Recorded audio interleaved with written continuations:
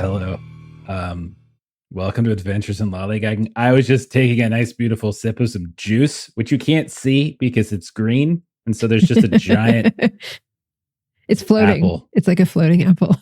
Mm-hmm. Wait, get it in front of your head. Some juice. So your head is an apple. Hang on, I just wanted some juice. Very nice. Very nice. Is it refreshing? No one gets this joke. No, it's not.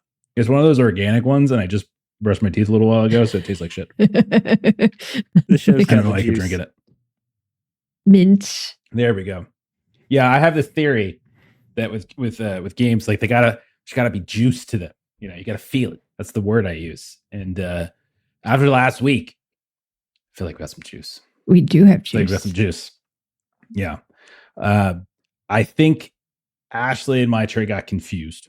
Maitreyi was supposed to be here. Ashley was not supposed to be here. So I don't really know what's going on. But that's what we're doing, nonetheless.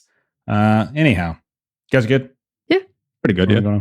All right. Yeah, we're Cool. discussing pre-stream of how relaxing and reinvigorating and safe and calming downtimes always are in all of the games that we play. You always leave things better than you found them. Yeah, inaccurate. And here's what I was thinking, because you mentioned this a little while ago. That's bullshit. If anybody ever lives away from your family and then has to go back and spend time with them, you know that is not a refreshing and enjoyable experience. You know that is a terrible experience, and it makes things worse. Just this morning, I was on the phone with my sister. It was not very fun. I didn't want to be on the. No, it was bad. It was bad. So I think it makes perfect sense that whenever you guys go back to Arkham and hang around your stomping grounds and stuff, that your life just gets worse. That's why Will doesn't go home for his downtime. He goes to Arkham with you guys. Yeah. Well, do you even have a home? Yeah, it's Outside listed on my character sheet. My residence is the moment. You're so stupid. What was that?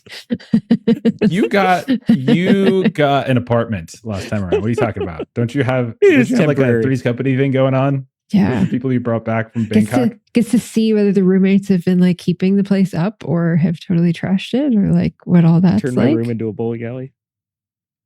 A bowling alley? You think your room is so big that it can be turned into a bowling alley? Okay, buddy. Okay. It's like the little like plastic sets with like the plastic bowling ball and like plastic pins and just, It's true. Yeah. Little bumpers on the side. It's great. It's great. Wooden floors, sloping. Thank you for yes-anding, Melissa. I appreciate that. Yeah. Let me get some more juice one second. Because I had Campaign some, lost and then some it juice. felt like and then we lost some. So I got a little more. Yeah. Ashley's drinking some too. Apple juice. Ugh. Ridiculous. Anyhow. Mine is also sugar-free, I don't think mine is. Mine's no sugar added, so it just has natural sugar. I guess. And it is apple juice. That's a lot of sugar. All the Holy sugar. shit, that's a lot of sugar. Yeah, that's a lot. All right. Well, I'm just going to go ahead and not drink that anymore. Okay. But you got what you needed. Okay. You got it. Yeah. Got it. Did I? I don't know. You know what else? That you know what the other problem with that phone call this morning is that it threw off my second cup of coffee today, and so I never actually had my second cup of coffee. So this could be rough. Just wondering, by the end of this, I could look like Ashley looks. Ashley, without the makeup, role playing a crazy person. Lovely makeup. I haven't been sleeping. This isn't makeup. I'm just kidding. It's good. It's good. I appreciate you going all like, method for this. That's good. I wish more people would have that commitment. It's great. You would have got me if you weren't juiced. I was ready to come in solid, and then I laughed. I folded so fast. Also got some cheapy high nooners, like some hard seltzer. I thought about just bringing one of those out instead, and just like cracking it and be like, all right, let's just go. Let's see what happens. But I probably shouldn't. It's crazy. All right. Anyhow, I don't really drink on stream. You guys do we want to play or just want to talk about beverages? Jeff, I could talk to you all day. No, you couldn't. I don't know many beverages, so let's You want play. to talk to me all day? We've tried before, and you disappear for like 7 hours, and then I'll hear from you the next day. What are you talking So about? last time around, you guys were inside this Shoshu observatory. You go to some Stardew Valley bullshit, whatever. Okay. So last time around, you guys were in the Yucatan. You're inside of a Shoshu observatory, which is what it was called. Machinery was churning. Bev and Alvar, who was one of the Sancho Dominguez expedition, they were kind of going around touching these glyphs on the walls, and suddenly you all were teleported elsewhere. Who knows where? When you looked out the little slits, you saw that Chichen Itzá was no longer a ruin as it had been when you were there in 1937. Instead, the buildings were pristine. The jungle looked to have been carefully controlled and carved away from some of the buildings as opposed to like kind of being oppressive. And you saw dozens of figures that were dancing around bonfires, and others were dragging what looked like conquistadors up to the altar room at the top of the pyramid that you were in. And you also noticed that there was a massive beast perched atop that pyramid that looked a little bit like what attacked you all, but a little bit larger. You got a little panicked by this. Bev, Alvar, you started activating those glyphs once more. That machinery started churning again. And this time you teleported once more. And you noticed that the jungle was replaced by red foliage in weird mist. And that there was a giant, there was literally a brown gas giant in the sky that shouldn't be up there. And the stars suggested that you were no longer on planet Earth. Alvar at that point started to beg to leave the room because he said he was feeling the presence of his god, who he called Golgoroth. But you all said no. Many of you bound him and you put him in the corner. Bev, you triggered the machine again. The sky remained the same. But this time, the gas giant was like storming violently and the red foliage was gone. And in its place was just ash, craters, and just a bunch of gray everywhere. And also this enormous gargantuan creature that was feasting on bones and ash and had dozens of these huge jaguar eyes that suddenly stared right at the observatory. And you can kind of feel like you had drawn its attention. Bev, you activated that mechanism again. This time you felt a presence working against you. You transported, this time to a different place. The brown gas giant was gone.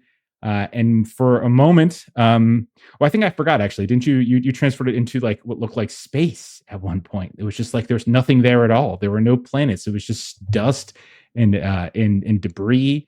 And Will thought, hey, let me stick my head out the window. And so he did. And his face doesn't work anymore. And then you did it again. This time you went to what looked like Earth. However, the sky was raining fire and blood. There were deafening sounds that were blaring and trumpeting out of nowhere. The jungle was on fire. The ruins were on fire. The moon was a giant black shadow. There was these massive thunderstorms with streaks of green lightning and raining blood, like I said. And then before you even had a chance to even talk about it, the observatory seemed to activate once more on its own without Bev or Alvar doing so. And you all returned to a gray alien landscape. And you knew very quickly that it was that gargantuan figure that you had seen before with wings as big as the sky that brought you back.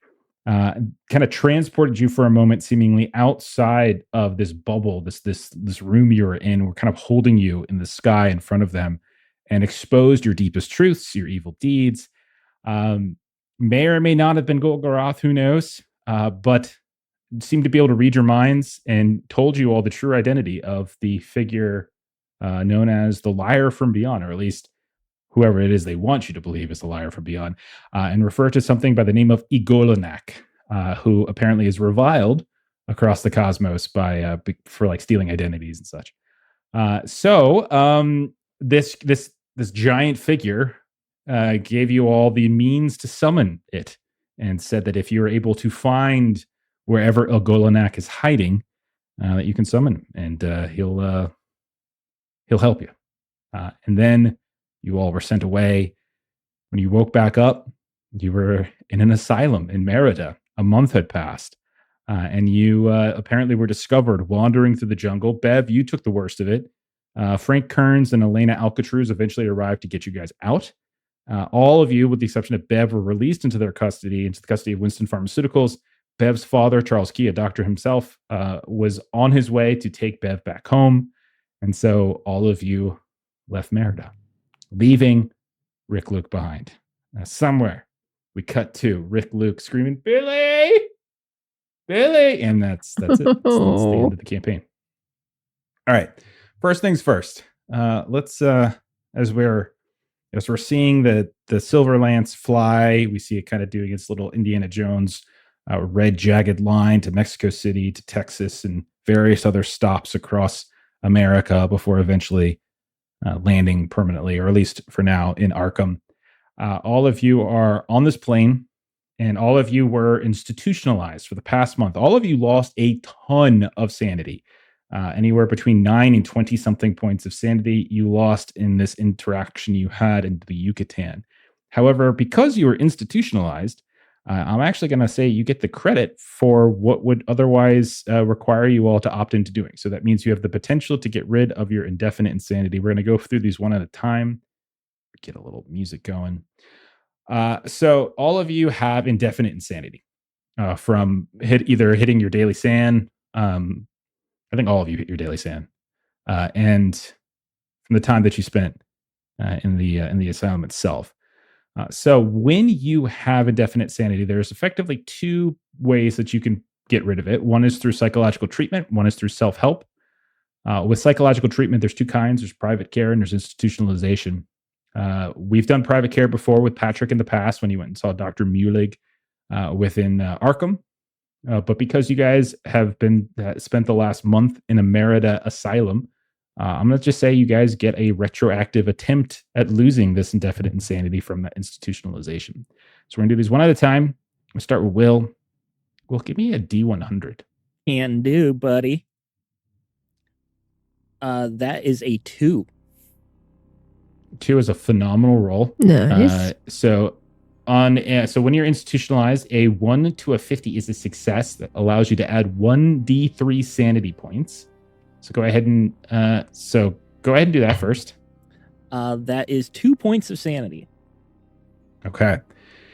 If you after that point, you can actually roll a sanity roll to see if you get rid of your insanity. So go ahead and roll sanity now with the new stuff added. I wasted the 2. 86. Okay.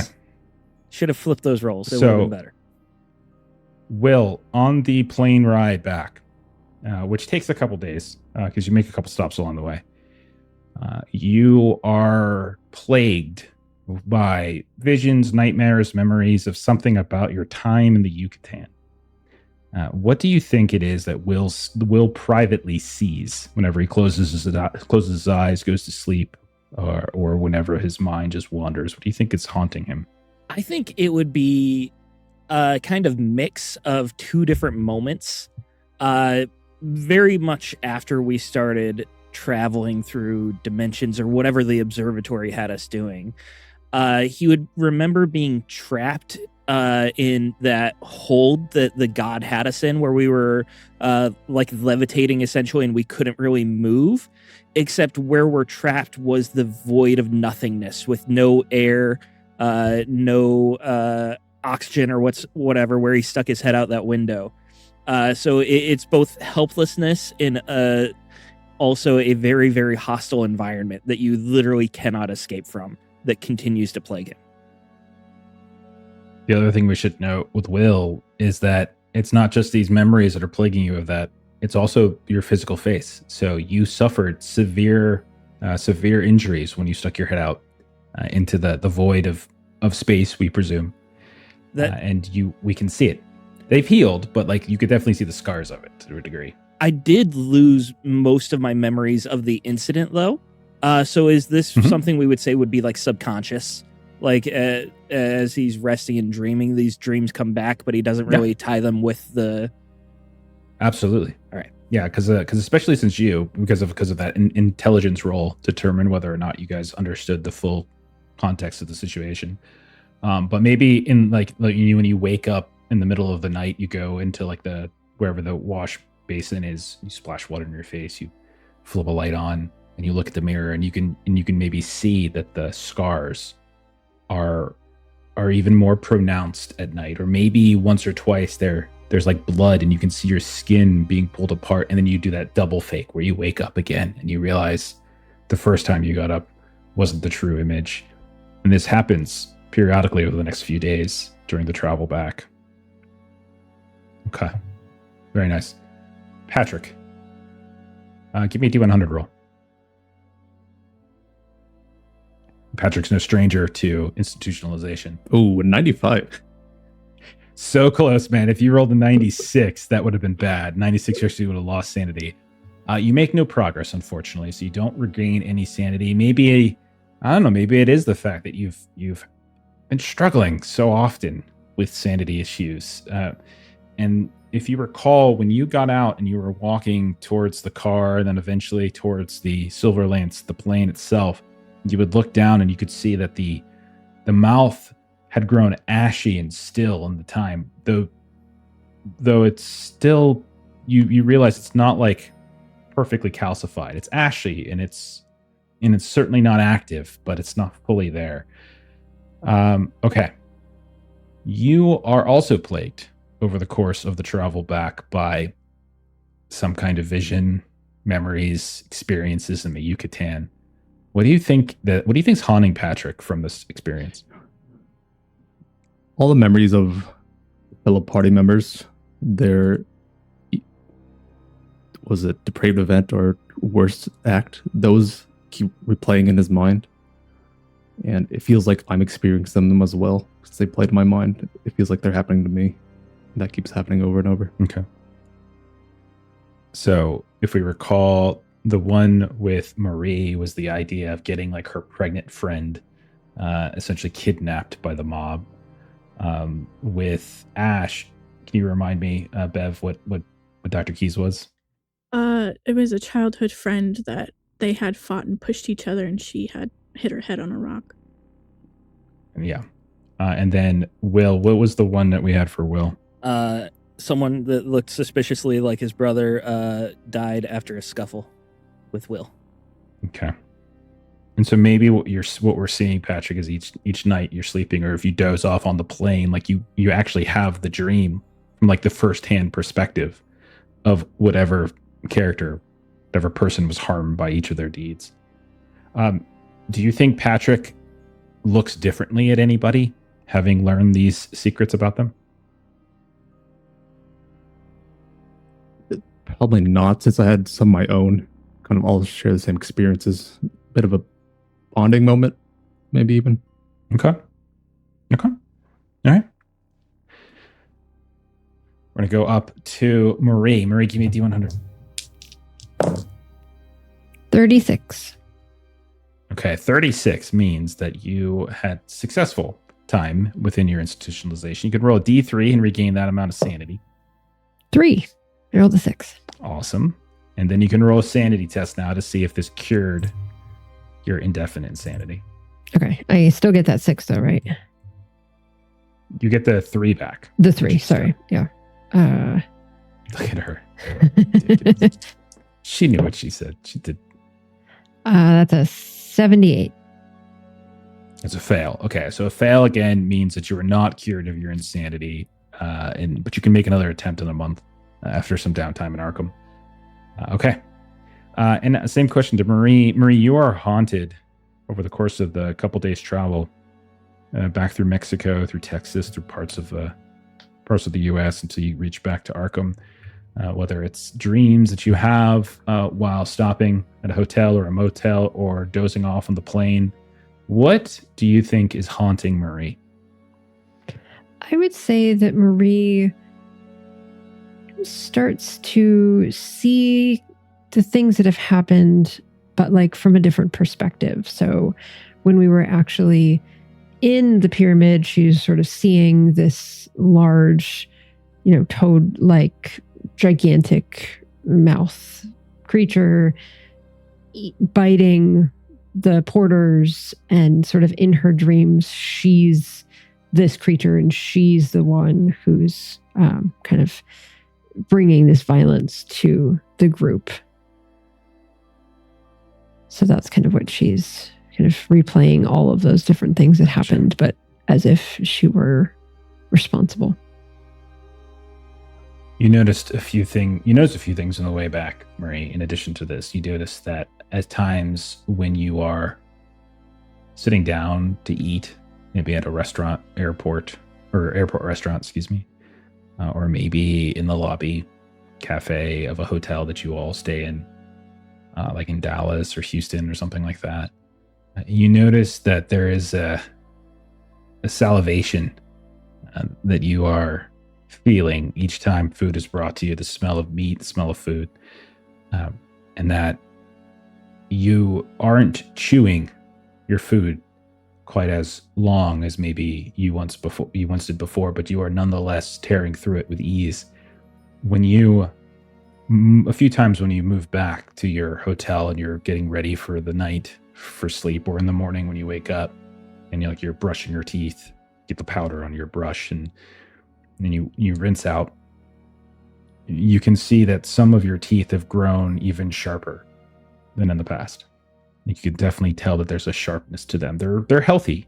Each of them are certainly healthy, but you can tell that in places where there should be like this grounded kind of molar, it almost feels like your teeth are growing a sharpness to them. And especially, what are they, the incisors or whatever they are? I'm not good with teeth. You see them hanging down and almost looking longer than you remember them being.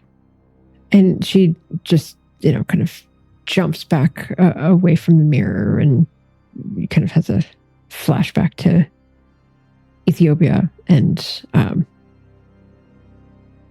goes back to what she was doing and just keeps her mouth closed.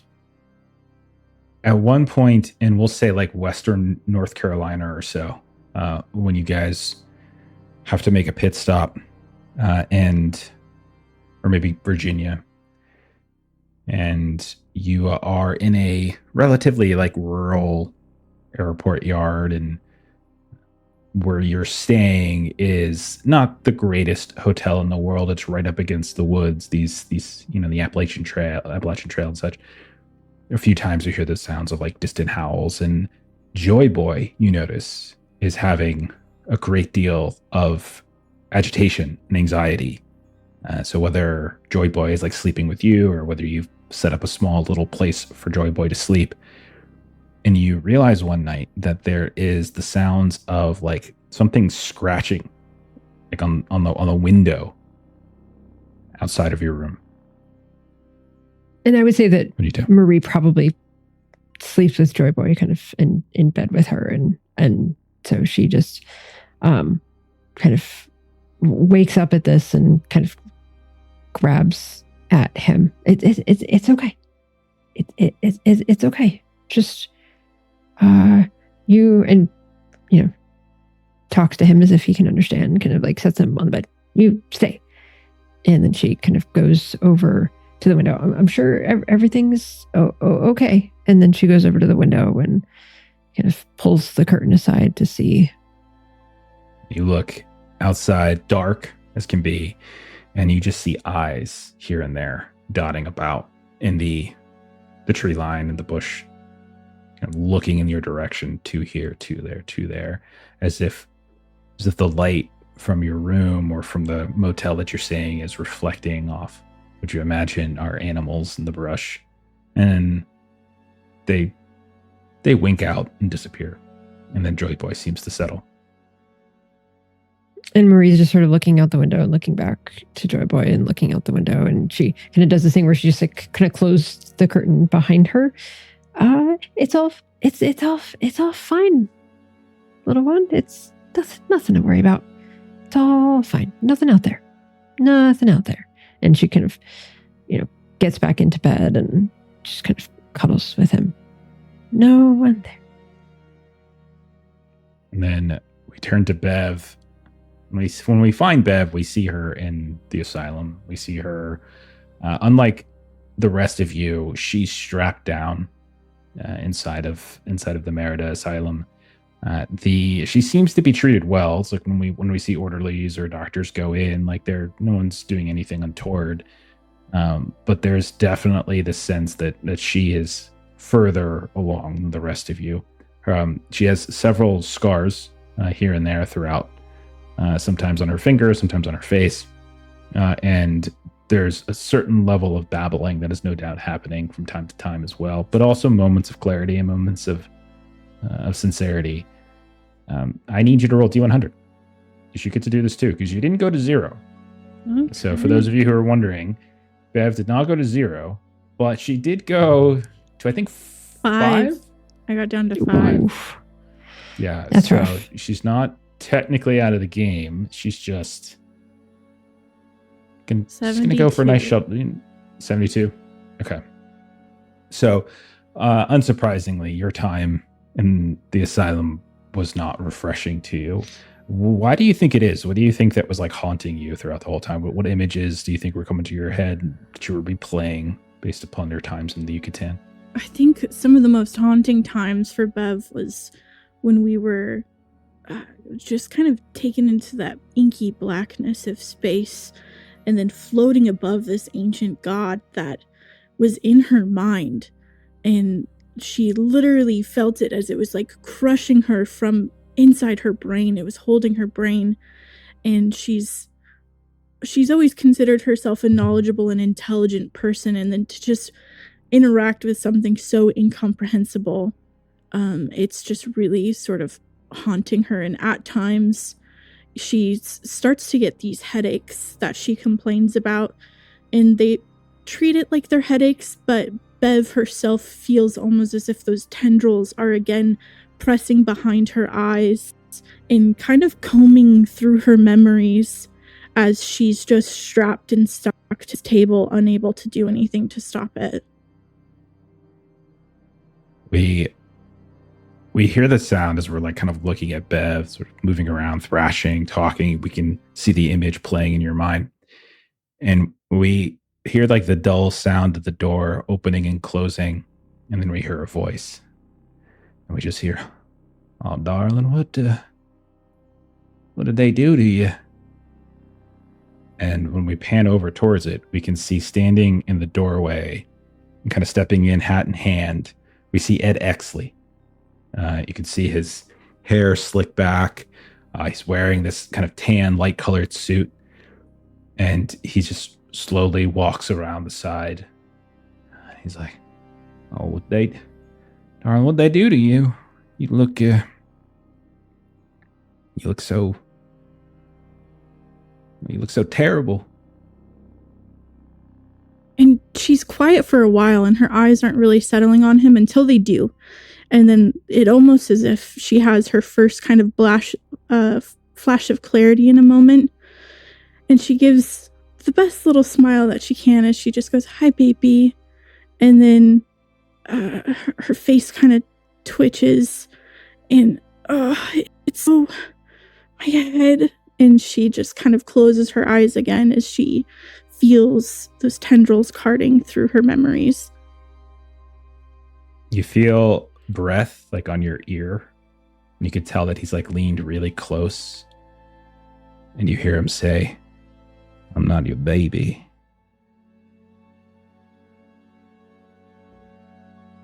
What do you do, Bev? What do you mean?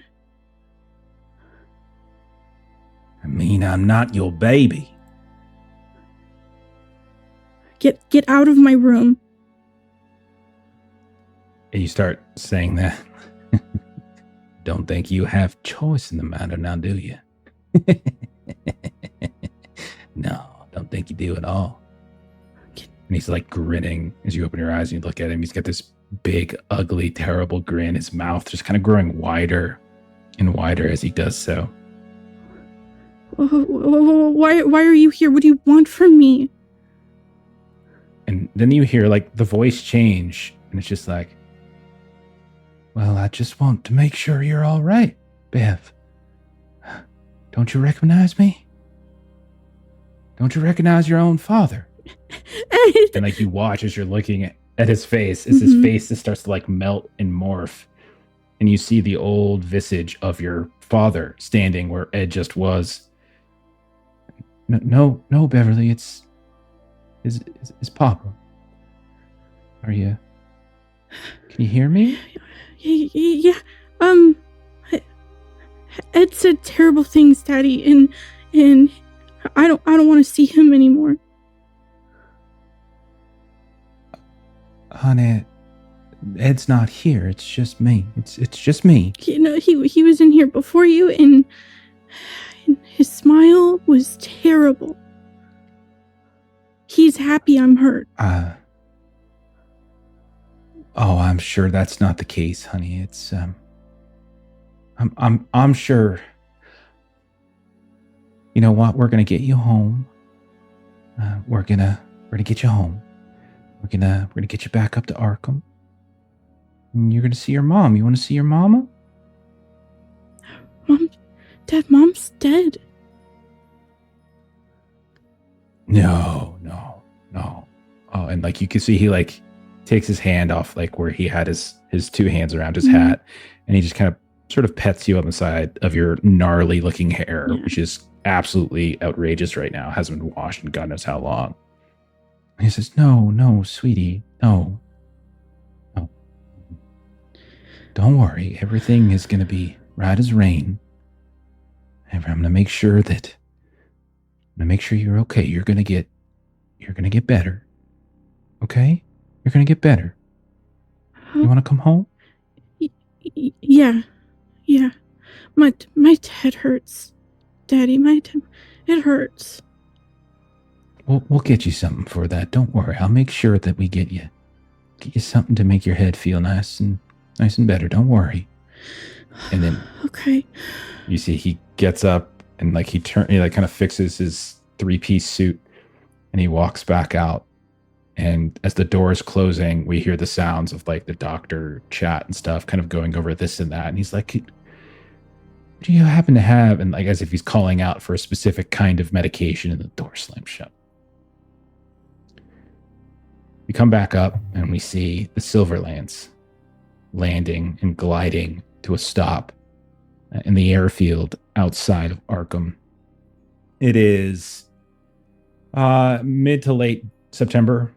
As you're coming down and as you come out of the plane, you can see like the trees have changed. Definitely fall has arrived. It's not just green, but orange and yellows, and as the leaves themselves are beginning to fall, but also some are still lingering.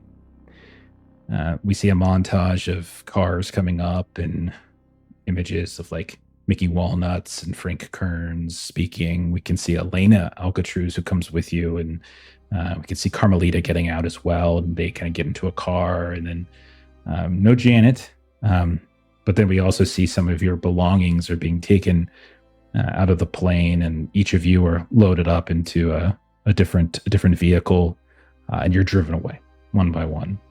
And the last thing we see is like Frank Kearns standing by the plane, just kind of watching you all drive away until he turns back around to take care of the plane itself. Some time is going to pass.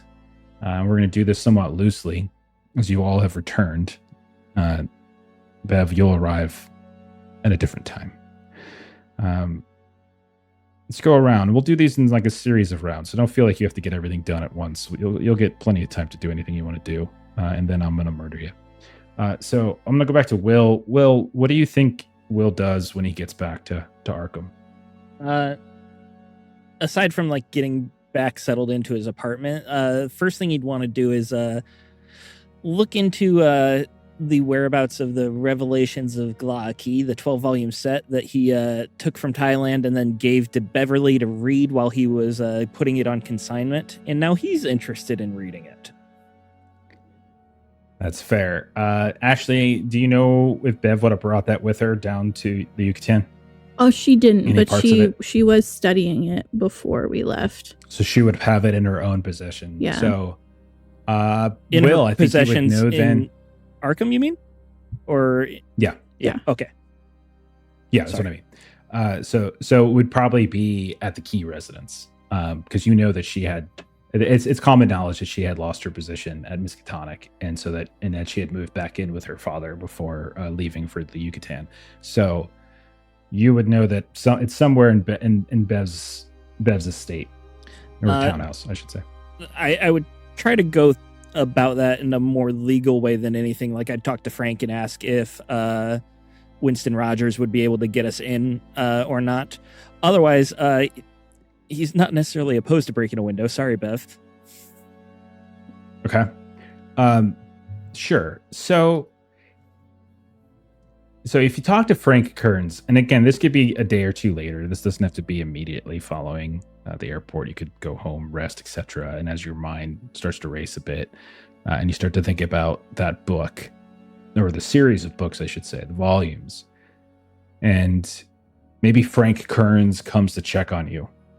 You hear a knock on the door, and you stay in that apartment building that is part of Janet's portfolio. She has a very large portfolio, and this is one of them. And this whole building is effectively like empty. It's just a series of people that she's placed here. So Ankana, for instance, and Savitri's grandmother that she brought back with you.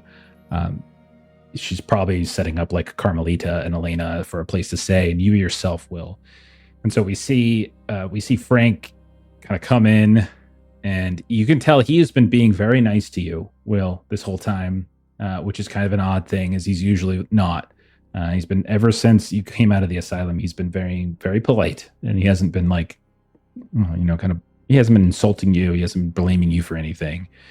But he says, so hey, how you doing? How you doing, kid? You feeling better? I'm feeling great. It's so good to be back. Honestly, I'm feeling so much better. So much better. Thanks for asking. I appreciate you coming over and checking on me. You're so kind.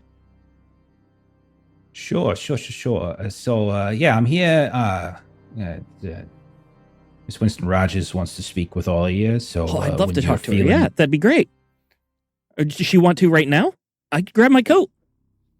No. Now's you seem a little busy. No, not busy at all. In fact, I was thinking I need to be more busy. There's so much to do with this investigation still, and Dr. Key has some books that I was going to sell them, but now I feel like they're just too important to sell. And she was reading them. Do you think we'd be able to get access to her books so that I could keep going on this investigation? I mean, technically they're my books, but we're sharing them, you know. Sure. We can inquire. Let's go inquire. I'll grab my coat. And I immediately run off to grab my coat and keys and everything. Okay. So you meet him, and so he'll follow you down the whole way. He's like trying to stop you, but your sense of exuberance is just sort of pushing him forward. And you can tell the whole way, like, he's very like nervous about this interaction. And the two of you drive over to, hang on, I actually have an address. 522 West Saltonstall Street, which is the uptown neighborhood of Arkham. And it's a very well-kept townhouse. It's on the southwest corner of a block of equally well-kept townhouses. This is one of the wealthier, more affluent sections of the town, of the city itself. And we'll say this is just a couple days. Maybe this is like day or two after you return. So when you approach, and you're standing there, let's say you parked on the street, you're standing on the stoop, getting ready to go up, and Frank turns. He's like, "Yeah, maybe I should do the talking. What do you think? I mean, kid, you've been through enough. I can take care of this." I've been through. I haven't been through anything. What are you talking about? It was just a little jaunt through the woods. We're doing fine. I've never felt better. Sure. And so you go up, you kind of ring the bell, and eventually a servant will come and answer. And she's clearly a housekeeper of some kind. And she's dressed in sort of conservative, reserved clothing, probably in her 40s, maybe 50s. And she looks at the two of you probably looking somewhat disheveled, the wounds on your face. Frank is doing his best to look decent, but we all know Frank. Yeah. And he's about to say something as he's like, "Hello. Is there something I can do for you, gentlemen?" Yes. He's about to talk, and you take over. Yeah. We just need to get into Dr. Key's apartment for a couple books that I loaned her, and I just need back just temporarily. Can you assist with that? No, I'm very sorry. Dr. Key is not here right now. He'll be I know gone where she is. She's in Merida still. We were down together. I got back just a bit in front of her. She's still there, but she'll be coming soon. And don't worry, I've got her permission. Well, and she's like looking like over towards Frank here and there, and you could tell he's got this face on that like suggests he's apologizing to her at the same time. Unfortunately, both Dr. Charles Key and Dr. Beverly Key are not home right now, and until they have returned, I'm afraid I cannot give you permission to enter the premises. Oh, but no, you don't understand. It's just a couple books that are my own. They're my books. Of course, I understand. There's Oh, many good. books Perfect. here Well, let's within go the get 'em. premises. And I'd like kind of take a step forward. And you feel like a hand like on your shoulder, and he's like, kid, we're just gonna leave a note. Ma'am, if you don't mind, yeah. could you when the doctor's key, is it doctor's key? Never mind. When the doctor's key, when they return, could you have them write? And he's like, he pulls out like a pad, almost like a detective pad, and he kind of writes a note. But there are some. My friend here, Mr. Sawyer, is he's not wrong, but of course we would wait. There's no rush for this. When they return, could you please have them contact me, and so that we can arrange a pickup? Is that all right? Yeah, it's no Of rush, course, but sooner is better. Of course. When they return, I am sure Dr. Charles Key will be happy to oblige. Is there anything else? Yeah, it's a 12-volume set called The Revelations of Glaa Key, and it's kind of like bundled together. It's yes. a magnificent set. You I see it immediately. Like it really sticks out on a set of bookshelves. I honestly, that's how I found it. It was in this beautiful library, and it actually was trapped. I have a scar here on my leg. I'm sure the nice madam here, she's probably got many things that she has to do. Preparation. Thank you for your time. Appreciate it very much. All right, kid, let's go. We Come on, appreciate your let's go, time. Thank you. Let's go get you a drink. Yeah. And he kind of pulls you away. You hear the door close. And we see Will and Frank get into the car and start to drive away. And we'll come back. Patrick, what's the first thing you think Patrick's gonna peek into in his return? Yeah, first time stepping back home in a while. He's thinking, what even is home? What's left for me here? Now I go back to my small condo, just sit in an empty house. Most things are sold off, pawned off, pretty spare. And I go towards the cigar box humidifier that I've been keeping Okone's stash in. And I just let one burn. Don't even smoke it, just let it burn. Okay. And there is a stirring, perhaps, from your wrist a little bit. Just a little bit of a movement. I need you, since you're indulging, I need you to go ahead and, what was it again? I think you have to roll Howl roll, Yeah. I believe we did for your... Yeah, go ahead and do that. So it's a 50-50 for me. Rolled a 55. Just missed it by 5. Okay. You're welcome to spend luck on this, right? I think we can... I said you could do it. Yeah, you can spend luck on this if you wanted. Okay. I'll spend the 5 real quick.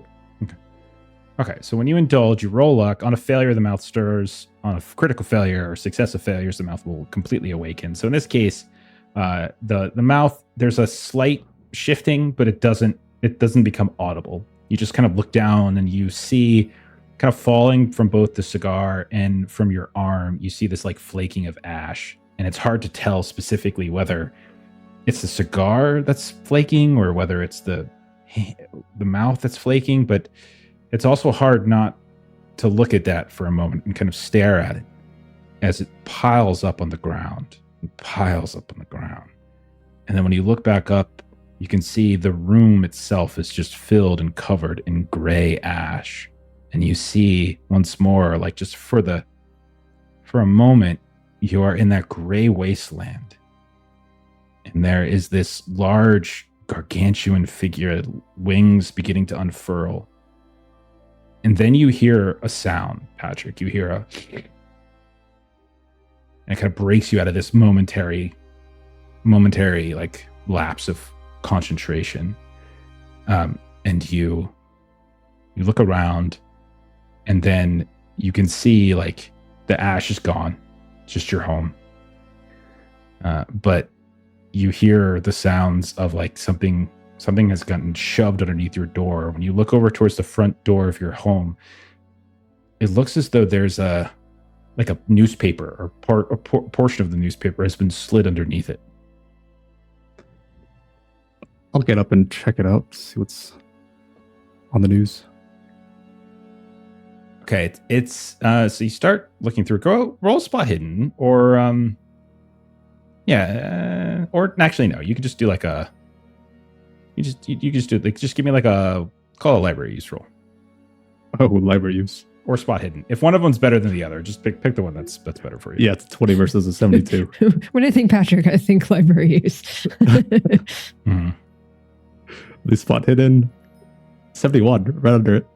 Okay. Ooh. All right. So it looks as though it is the Arkham Gazette, which is.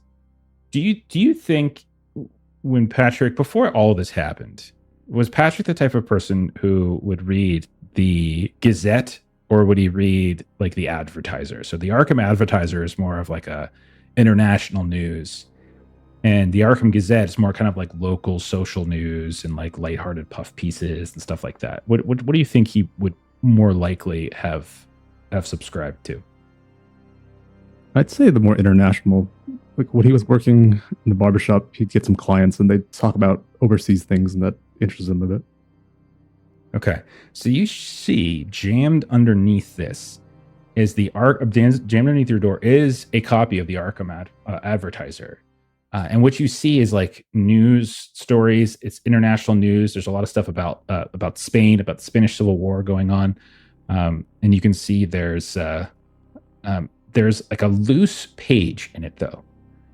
Like something doesn't fit. Like it's this, like as you unfold it, you realize one of the pages in this newspaper is a slightly different like texture or color, like something appears different. And you realize as you're turning it that one of the pages is not from the Advertiser. It actually has like a different heading at the top. And it's a page from the Gazette, which is one of the rival newspapers in here. And as you scan through it, some of the articles that are popping up are like local interests and things. They're referencing like apple picking stuff and like different events that are transpiring here during the fall, what to look forward to in Arkham, various announcements of retirements and congratulations. And then one of them catches your attention, and I'm going to share something with you. And I'll let you read it, though. One of the words is maybe difficult if you want. So there's the first one is Boulot. Boulot. All right, it's Boulot. Finger engagement announcement. Monsieur and Madame Lucien Boulot of Montreal and Arkham announced the engagement of their daughter, Miss Anna Boulot, to Mr. Gerald Finger. Mr. Finger is remembered for his decorative service with the American Expeditionary Forces during the Great War, and is said to have some connection with the oil industry in California though details are scarce. Miss Boulot belongs to one of the most prominent Franco-Canada families of the region. The Boulots, long associated with mercantile and shipping interests in Quebec, have in recent years gained renown throughout New England for their successful revitalization of the textile trade during the lean years of the Depression. Their efforts to modernize mills in Massachusetts and Connecticut, long thought in decline, have restored livelihood to thousands of working families. The forthcoming union of Miss Boulot and Mr. Finger has already stirred considerable interest, not least because of the air of mystery that surrounds the prospective bridegroom. The wedding is expected to take place this winter in Arkham. I immediately The other thing, crumble this announcement up, just toss it over my shoulder. so you just toss it over your shoulder, and we just see it like bounce and bounce and bounce. And because it's maybe September, maybe you have a fire going, and we just see it kind of like bounce into the fireplace. Okay. Anything else that Patrick does initially? Yeah, I'd say get out of the house and go buy more cigarettes. Okay. So we see Patrick throw this away, bounces along the floor, over towards like the base where the fire, right on the edge of the fire. And then you get out and you start walking down the street. A beautiful fall afternoon. We're going to go to Marie now. Marie, what's the first thing that you think Marie takes care of when she gets back? So the first thing that Melissa's going to do is welcome in raiders from Infinite Monkey Tales. Thank you for raiding us. Awesome. Thank you so much for the raid. Make sure everyone goes and checks out their channel. So we're currently Marie, doing downtime, which for our channel means that you don't actually. Going home is terrible, and so that's essentially what's about to happen here. No, not relaxing. I'm laying the groundwork. Yeah. Okay, go ahead. Mr. Finger, just very good, very good. So Marie, He's German. Marie, I would say one of the last things that we saw with Marie last time she was in Arkham was that Janet Winston Rogers was going to get some folks out to the apartment to take care of her friend Nancy, because Nancy had gotten caught up with Nectar, and Marie kind of basically walked into a mini orgy in their apartment last time. So she asked Janet Winston Rogers that, we're going to go do this thing, and we're going to Mexico. So can you please take care of my friend? I think she needs some rehab and whatnot. So that was one of the last things we saw. The last image. I think the last image we saw was like Mickey Walnuts escorting her, and like he came over and escorted her down into a vehicle and was taking her away for treatment. Yeah. So I would say the first thing that Marie would do would be to go back to Nancy's apartment. Okay. I have an address for this one too. This is Walnut Street Apartments, which is on the Lower South Side neighborhood. We've talked about Nancy and that she works kind of like in the parks department, and the two of you are a little bohemian and not necessarily the wealthiest or most affluent. So you're not in the same neighborhood as Dr. Key. No. You're not over there. So you're in the Lower South Side neighborhood. Even though it's called like the Walnut Street Apartments, it's actually this set of apartments that are on this street called the Curzon Street, which kind of cuts through these two others, one of them being Walnut. And it is like, I think it's like a three-story apartment.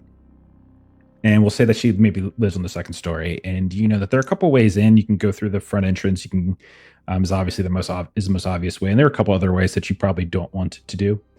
But when you head over to the apartment, you go through the main double doors. You walk past like the entrance to the landlady's apartment and go to the second floor. Do you have a key, you think? I would think she should. I'm gonna say that they've got one of those, like there's a plant stand or something just outside that there's a key, under a doormat kind of a situation. Marie can never keep track of like the actual key. You go in, we'll say it's midday, and you open the door. You're able to unlock the door without issue. Nancy is not there. That's immediately noticed. Also, the apartment looks to be in far better condition than when you were last here. Last time you were here, like you said, there was a group of strangers in here and they were having some fun, and it was stank. And it seems as though someone has cleaned up, as everything looks to be in its proper place. The floors themselves seem clean. The countertops seem clean. It looks like there's some damage here and there, but not. But you could tell it's been buffed up or cleaned up here and there, like scuff marks and things. So it definitely looks as though Mr. Walnuts probably got some kind of cleaning crew out. Just noticed that you actually are on Walnut Street, which is the actual name, and we have a character called Mickey Walnuts. Did not plan that. But that's funny.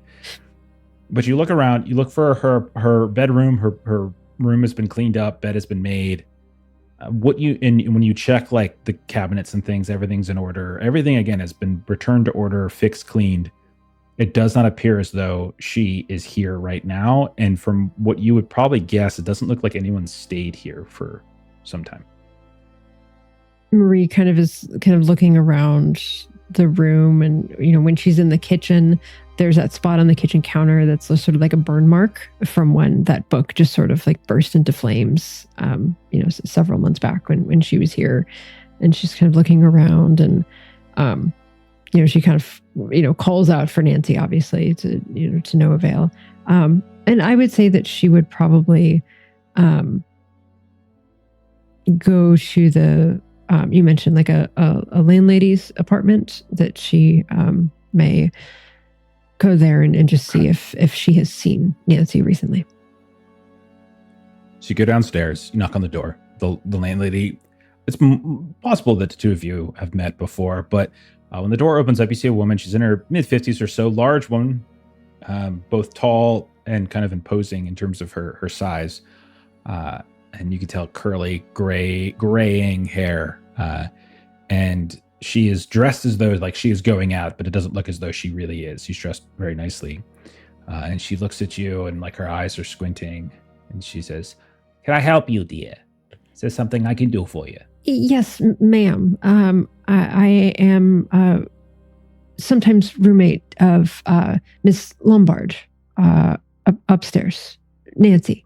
You see her. Is she? Oh, yes. The jazz singer. Is that right? Yes, Miss Wynn. Yes. Terrible thing about Miss Lombard. How is she doing? Well, I've been out of country, actually. The last time I was here, I was right when we were making sure that she was going to get some care. But unfortunately, I've been abroad and wasn't able to come back and check on her. So I was hoping you might have an update for me. I'm sorry. I beg your pardon, but you haven't been staying in the apartment. No, ma'am. And she'll It does count back through. It's been, and she'll kind of give how many weeks it's been since she was last here. I'm sorry, Miss Wynn, but and she would probably reintroduce herself. Her name is Marge Hockler, by the way, and she says, "I'm very sorry, Miss Wynn. I was told by that nice gentleman, the man with the name of the apartments, that Miss Lombard was going to be gone for quite some time. She's paid up for the year, which is, well, it's more than I expect from any tenant. But so the apartment, of course, is hers. But are you sure you haven't been staying up there?" Ma'am, as Miss Hockler, as I said, I've been out of country. I can assure you that. Are you? Of course. Are you telling me that Nancy has not been back, but someone else has been there? Well, I'm just telling you that your friend has not returned as of yet, and a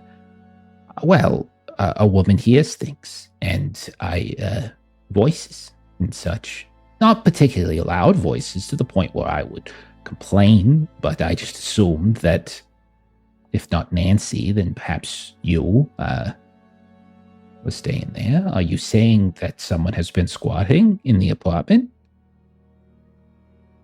It would appear, because I can assure you, Miss Hockler, I have not been here. I just arrived in town and took a cab here. I heard voices 10 minutes ago. Every night this week. The past 2 weeks. Well, almost every night since the terrible incident of a month ago, and well, more than a month at this point, when Nancy had her incident. Do not worry, her exploits will remain a secret. I think us women need to make sure we help one another. I have no desire to besmirch her good name. But ever since she departed, I've heard voices. I thought for sure that it was just yourself, or I was told that you come and go quite often, and that you are something of a night owl yourself. And I do. Should we tend go? To come and go.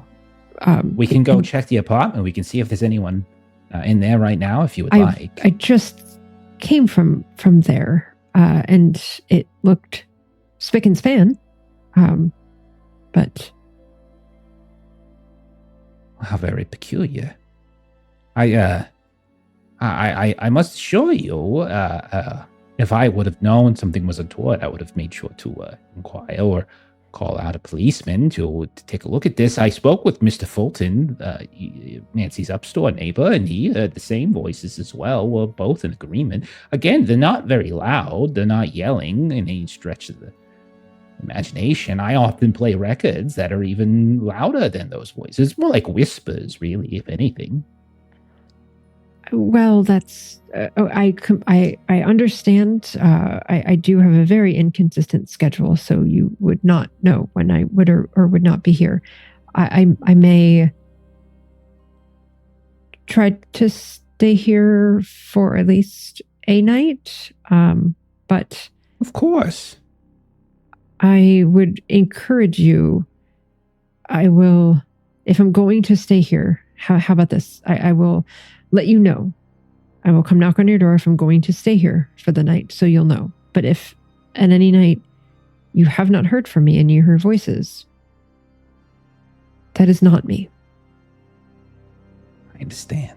If I hear the voices, I will contact the authorities then. Of course I will. I am sorry. I am so very sorry. I was considering the events that took place. I did not want to draw any untoward attention to Miss Lombard, to yourself. I thought I was being discreet. Oh, no. I do appreciate that. And Marie's trying to walk back in her mind. An incident a month ago would have been the last time that Marie was here with Nancy, or would that have... You guys have been gone for almost 2 months. If you consider travel time, the amount of time that you spent in the Yucatan and then your time in the asylum, I wouldn't say it's exactly 2 months. It's maybe a little short of that, but you guys have been gone for a little bit. Yes, Mrs. Hockler, you've mentioned that there was an incident. You can call me Marge. Of course, you can call me Marge. It's fine. Everyone calls me Marge. Yes, Marge. I believe that it was my understanding that Mr. Walnuts, street named, as it were, man. that he was going to take care of Nancy 2 months ago. He was here. He was going to take her. Did he take her? That and must she be right. Returned? So you saw her leave. Like the last image you saw was of her. Yeah. I assume so. He arrived here, perhaps 2 weeks after the incident, saying that she was going to be treated at a remote location, and she kind of looks around. Institutionalized, I believe, is the term. Yes, for her own good. And he paid up for the rest of the year for her. So she, even further than that, she's paid up through July of 38. How very generous. He's a very nice man. We had tea and scones. Well, that's lovely. Would you mind, given that we are friends, I would hope you wouldn't share this with anyone who asks the question, but can you tell me a bit more about the incident? She's referring to you discovering her doing. Oh, okay. Yeah, okay. You know more about than she does. Okay. Oh yes, yes. That's quite the thing to come home to. Okay. And she's just scratching her head a little bit because with the timeline and whatnot. Oh, okay.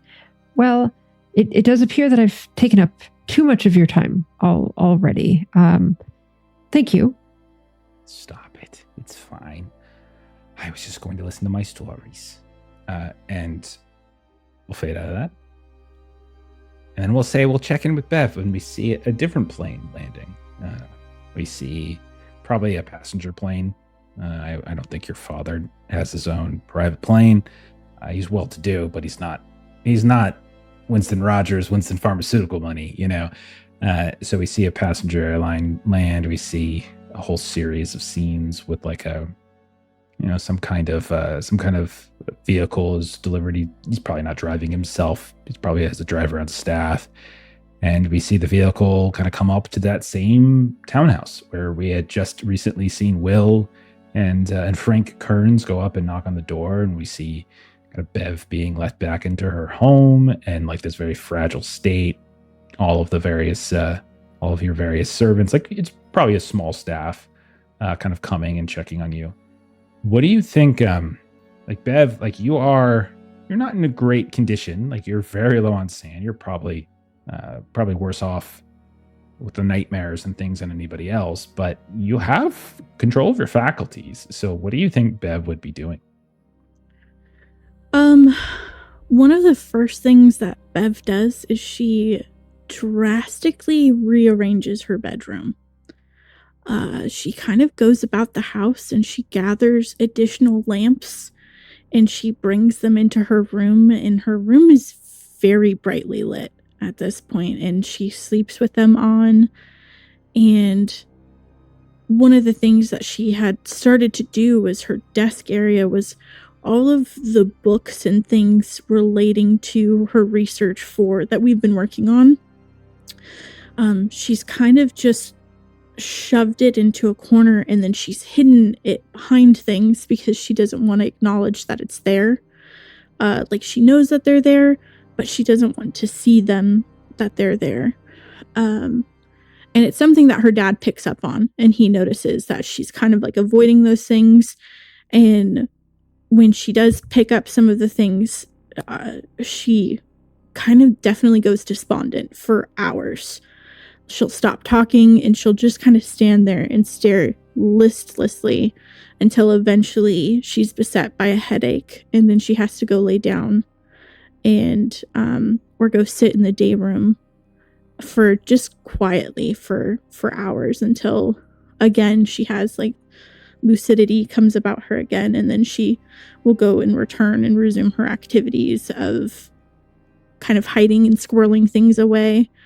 And one of the other things she starts to do, she's never been a drawer, but she's taken up like note writing. It's not her normal handwriting. It's not her beautiful sort of calligraphy or her sloppy professor writing. It's frantic, very reminiscent of Douglas Henslow's notes, except for it's not kind of like horrific drawings of the mouths and such.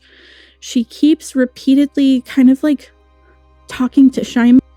Those are moments when he notices that she's really talking to Shyma, and she starts to do these eyes as if she's essentially trying to cast the spell to no longer be in sight. But she can't quite do it yet, but she's been practicing with Shyma. And it's one of the things that is concerning to Charles. At a certain point, as you're doing this and drawing, at some point in time, this montage of the scene of you drawing and squirreling away and such, we kind of see you maybe on your bed with various things scattered about, drawing, and we hear the sounds of your father and another voice, a woman's voice. It says, they said their names were Mr. Frank Kearns and a man by the name of Sawyer. They said that Beverly, Miss Key, Dr. Key, has some belongings, some books. The strange one, the blonde one, he was very adamant about the revelations of, what was it? Revelations of I'm sorry, I don't recall exactly the words, but he was very adamant that they were his books. And you did very well, Abigail. Thank you very much. I will take care of this. I'm sure Beverly will be wanting tea. Tea? He kind of calls out towards you. Would you like some tea? And she's kind of panting because she heard Gla'aki. Mm-hmm. And she's wearing sort of like this white chemise, I think that's how you say it, just sort of like nightgown, because she hasn't really been bothering to get ready. Mm-hmm.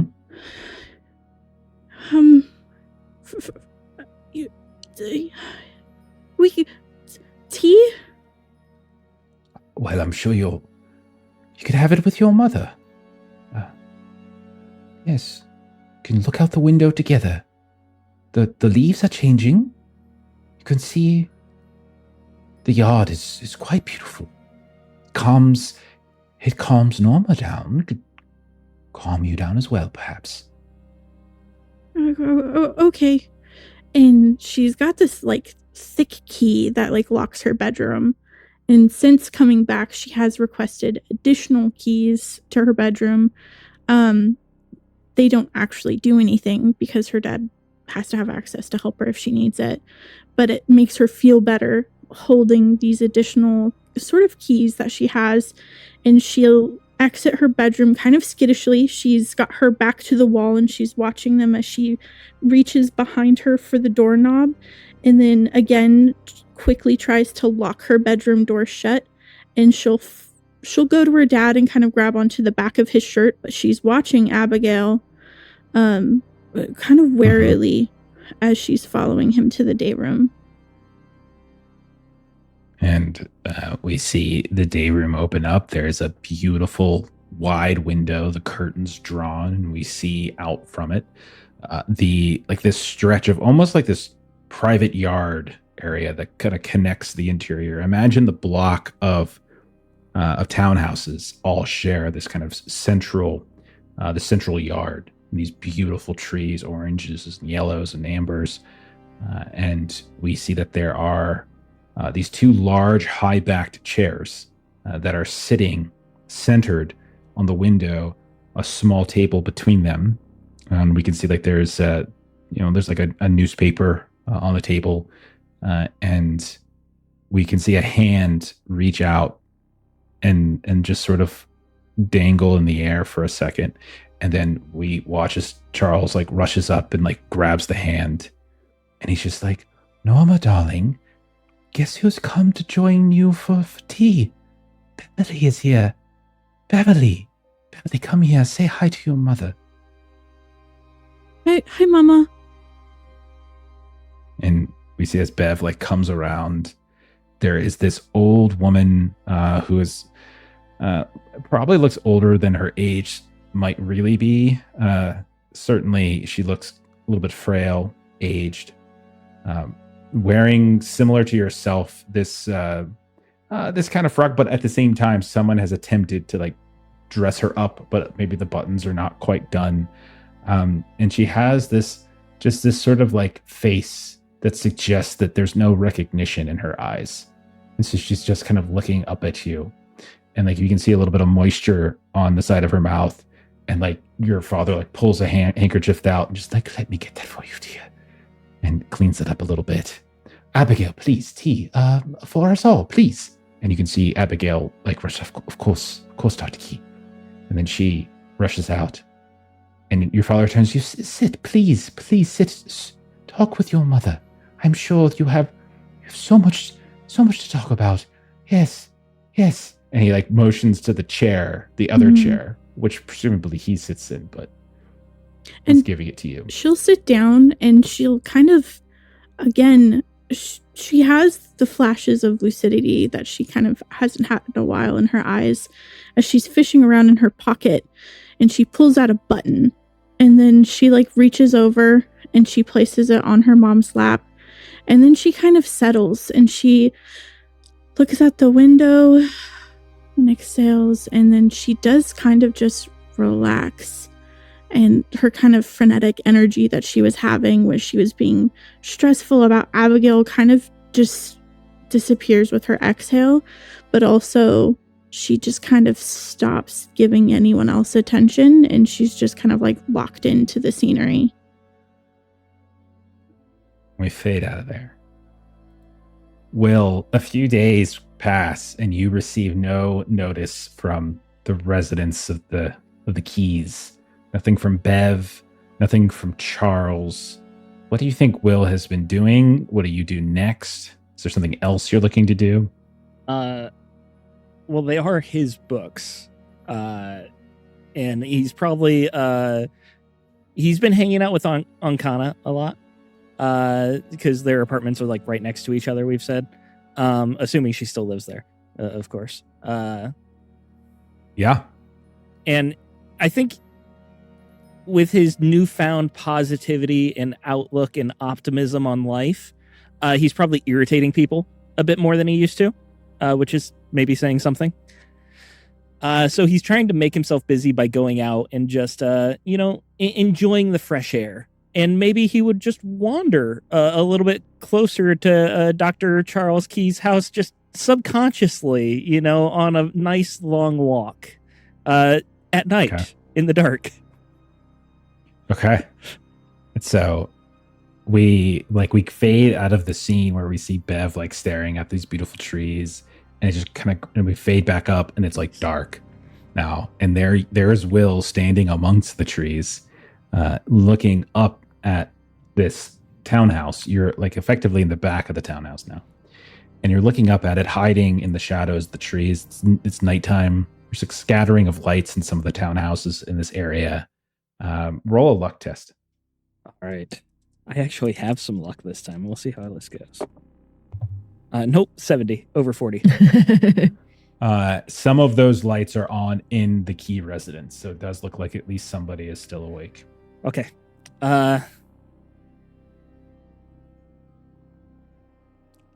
If someone's still awake, I can't just brute force things, unfortunately. So I'll walk back around and I'll go to the front door and I'll knock again.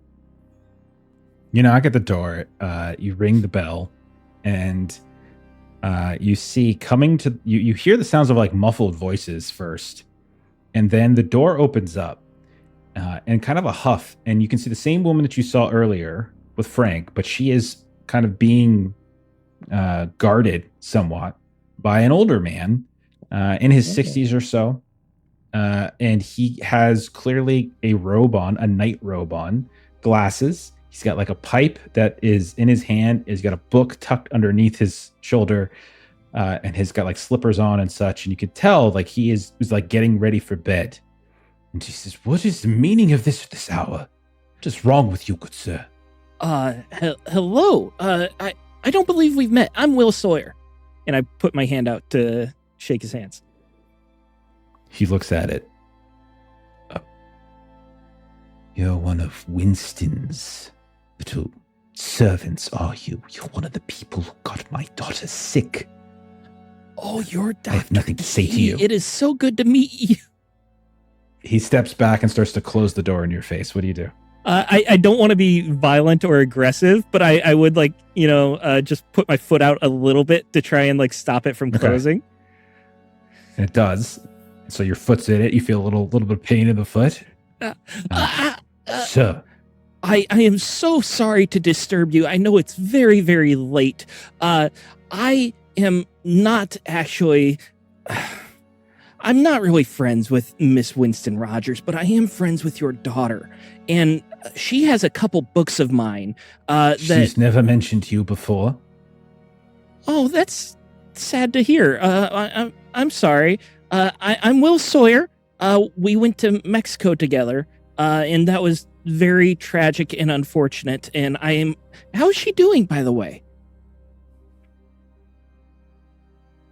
If you really cared about how she was doing, you would not be on my doorstep right now. You know very well, if you were in Mexico with her, that her state is fragile. And if she is going to regain any semblance of who she once was, she needs separation from you in your inner workings. And, I also feel like I need some separation from Winston Rogers. And that's why I've been trying to just, I have a newfound optimism. Can you tell? I'm feeling very, things were at rock bottom. And just having the fresh air, being back and here in Arkham, this beautiful fall weather. And I don't want to bother your daughter to reclaim these things when she's in such a bad state. I don't want to bring back bad memories to her. I was just hoping I could get that volume set and then I would leave her alone forever. I am lying about that. Give me a test. I think fast talk makes the most sense, especially as how you framed it and that you're lying. And I'm going to tell you that you need at least a hard success. Okay, that's fair. For him to do anything. My fast talk is 70, so I need a 35. Oh baby, oh baby, oh baby. That is a 7. So that's an extreme success. I'm gonna just tick that little box there. He looks at you up and down. Sawyer, is it? Will Sawyer. I'll tell you what. I will make an arrangement with you. If you can ensure that neither you nor any in your party come and harass Beverly during this most crucial stage in her recovery, I will fetch the volumes for you right now. Do I have your word on this? Of course. That's why I'm here. I know how important. I was just in recovery. I understand how fragile it is, but don't worry. I'm doing much better now. You see, he reaches, he hands his book that he had tucked under his arm back to Abigail. And then he, who you don't know her name, but that's who she is. And then he reaches into the pocket of his robe and he pulls out a snub-nosed revolver. Do I have your word? You have my word? Wait here. And he he kicks your foot out of the door and slams the door in your face. And then he will come back moments later. And he will have this hideous look on his face. But he will also have a satchel that he will hand over to you. Here. Remember your promise. Of course. If any of you come prowling around here again, I will do to them what it is you do to prowlers. Do you understand? I think so. It was a pleasure to meet you. He kind of eyes you a bit. His eyes scrunch a little bit. He's looking you up and down. And then he closes the door. I won't come back. 2 gunshots come through the door. No, you're fine. Okay, so you retrieve your tomes. Okay, we'll check in with Patrick then. Patrick, you fetched cigars last we saw you at that weird newspaper article. What is it you think Patrick would do next? And don't worry about it being immediately following your last scene. This is all over the course of weeks or months, so we don't have to worry about time too much. Yeah, let's reinstitute with Dr. Mulick. Let's visit him again. Okay. So if that's the case, you are told by his offices that he is currently on sabbatical. But when you mention your name, you are given contact information. You are told also that you should perhaps check in with Miss Winston Rogers, as Dr. Mulig appears to be working with the Winston Pharmaceutical Company on a special project, which is the reason for his sabbatical. Ooh. Then I'll go to the channels to get in contact with him. Okay. So you go through a series of maybe phone calls and such, calling over to the Hotel Miskatonic, trying to get Janet on the phone. Maybe you don't get her directly, but maybe you get Mickey Walnuts or something like that. And he's like, yeah, kid, no problem. I could take you out to see him if you like. She's doing us a real big favor, and I'm sure he would like to see you. Miss Winston Rogers would probably also very much like to see you as well, but she is currently in the middle of a very important negotiation. If you like, I could take you up to the Institute tomorrow, we'll call it late morning. Yeah, if you can do that for me, that sounds great. And I'm sure we'll see Winston soon. Of course. So the next day we see outside your vehicle, car pulls up. We see Mickey Walnuts and get out in his 3-piece zoot suit, mafia style. He's got his hat, kind of comes up, and he lets you in, and he's like, "Hey, you're looking pretty good. I thought all of you were gonna look, from what Frankie was telling me, all of you sort of lost your marbles down in Mexico, but you look all right. I mean, for you, you've been grading on a scale and such." That's what everyone's been saying. Sure. Well, there's been some changes since you've been gone. And like, I'm going to imagine this conversation is happening like as you guys are driving. And you can see he's taking you like out of town. And you're like venturing off sort of northeasternly, we'll say, and away from town. And he says, after your friend Marie's, friend had her incident, the truth of the matter is, Patrick, I can call you Patrick, right? You can call me Mickey. The truth of the matter is that Miss Lombard, Nancy's situation is not unique. There are several cases of her behavior.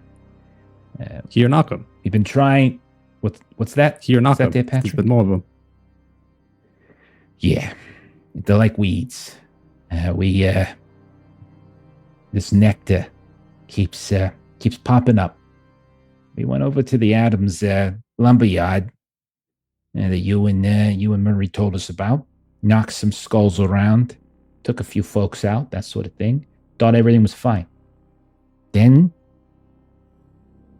we started getting calls. More folks. Completely different side of Arkham. Downtown, south side.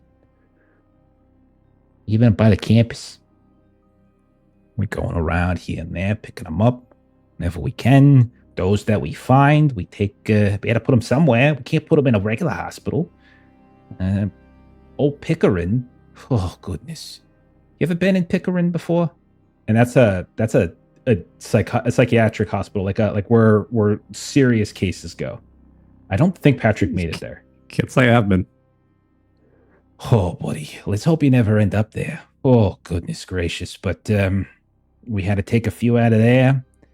And all told, I got a couple dozen. Dr. Mulig has been, he's been leading the research into this. Janet, Miss Winston Rogers, pardon. She's got some of her chemists and such from the pharmaceutical company trying to do a little research into it. Apparently, some lady out west, what was her name? Granley? She tried to do the same thing and she went all nutcase. Mulig put in some sort of requisition order or something like that. Did you know you can send nutcases across the country? I didn't know. But apparently that's what they did. So anyhow, we got our own little private hospital up there for all sorts of these nectar addicts and such. And Dr. Mulig is looking into the treatment. So anyhow, it's been, as I said, kind of busy. He's whoever's running this thing, I'll tell you, they got no scruples to them. They got kids doing the deliveries for them. We keep hearing about it left and right. Little groups of kids, little snot-nosed kids just run around. You know, we see them all the time so damn fast. We can never catch up with them. What are we supposed to do with that, Patrick? What are we supposed to do? The kids, you know? Don't know what to do with them, but I think we have an idea where this new stuff's coming from. Do you? Well, I'm glad to hear it. I'm sure Miss Winston Rogers definitely wants to have a conversation about it. News has been kind of bleak of late. Let's just put it that way. And he'll take you, and you find yourself going into what looks like some kind of repurposed, like an old estate on a farm or on a large stretch of land. There's no name anywhere, but it looks like it was probably a private residence at some point. But as you approach, it has kind of this Gothic architecture to it. And you can see that there's a handful of cars out front, and there's people in like wheelchairs and that are being moved about and set at these beautiful places where there's like rose bushes, and others that are being set out by like a pond around which there's trees. And you can see as you get closer and you get out of the car and up through the main entryway, you see like the windows on like some of the floors, the second and the third floors are barred, and there's a handful of like nurses and various orderlies that are in the area. But eventually, we'll say after a handful of introductions and moving about, this and that, you find yourself in the office of Dr. Mulik. Dr. Mulik. He is, if you recall, he is like in his 50s, 60s, maybe, older man, German. And he's got like this big bushy mustache, these sort of big old spectacles, these thick spectacles. And he looks much more tired than you remember him. His more gray than you remember. He was very salt and pepper before, and now it's moving more towards gray. And his office is it's kind of filled with books, but you can tell it's in this sort of state of being created. Like he hasn't fully organized everything. And he looks out at you and he says, Mr. Price, it is good to see you. Doctor, I don't know if it's good to see me. If I'm here, it must mean I'm going crazy. Well, we do not like to use that word here. Crazy is not in the vocabulary of those who work. But have you been feeling not like yourself of late? Is there something you wish to talk about? I've been restless ever since I've been in Mexico. Would you like to tell me about your experiences there? Sure, you won't believe me, but been places, seen things. Mr. Price, after our last sessions, it seems as though it has been almost a year. And after what I have seen and heard here, I can tell you that my mind is more open than perhaps it was a year ago. Then let me tell you all about it. I'll run through pretty much everything that went down in Mexico, how we warped dimensions, time, met a god. He's like writing it down. And the difference is like, definitely before, you got the sense that he was listening to a patient and he was immediately assuming that the things that you were describing, like post Los Angeles and such, were like your fanciful way of processing some sort of trauma, right? But this time around, you see he is listening almost more like an audience, like he's listening to someone who's narrating a story, and you can definitely tell there's less like obvious resistance to some of the things you are saying. So, do you truly believe that this creature, what is it you called it, Golgoroth? Is that right? That's him. Creature of unknown cosmos. A creature of the cosmos. It is very fascinating. Mr. President, have you always been a religious man? Been to church every now and then, but I even dropped that. Yes. I remember your friend, Pastor Bud, I believe it was.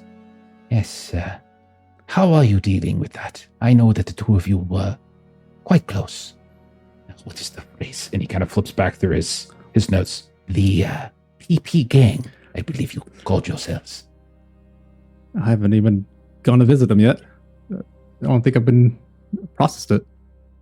I just know he's gone. You have not spoken with his widow? Not yet. I haven't been down there. I see. Well, I must tell you, Mr. Price, that trauma, loss can do horrific things to the mind. But our research here has clearly indicated that there is more going on than simple psychosis. It is possible that perhaps there is some sort of chemical or biological additive that might make our minds a bit more preconceived or acceptable to certain suggestion, you see. And that is part of what we are trying to research here. Every one of the patients within these halls, while their stories are not as far-fetched and outlandish as your own, they do describe the hearing of voices, of some sort of presence or an entity in some cases that is almost seeming to command them, or in some cases to lure them, encourage them, lubricate their social their social misgivings. And you now say that you have seen a creature of this kind. What do you think that means?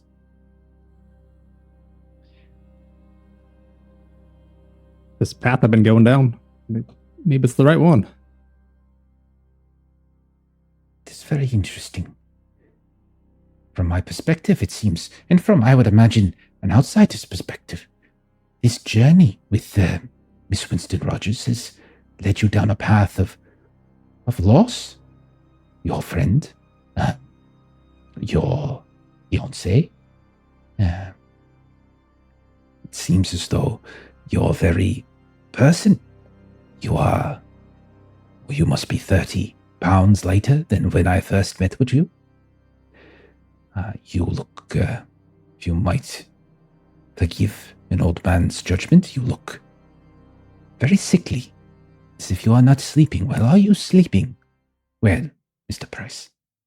Well, like I said, not recently. These visions and voices keep me up. Do you, and you can be honest here, I assure you, do you partake in the nectar? Not since Los Angeles. I see.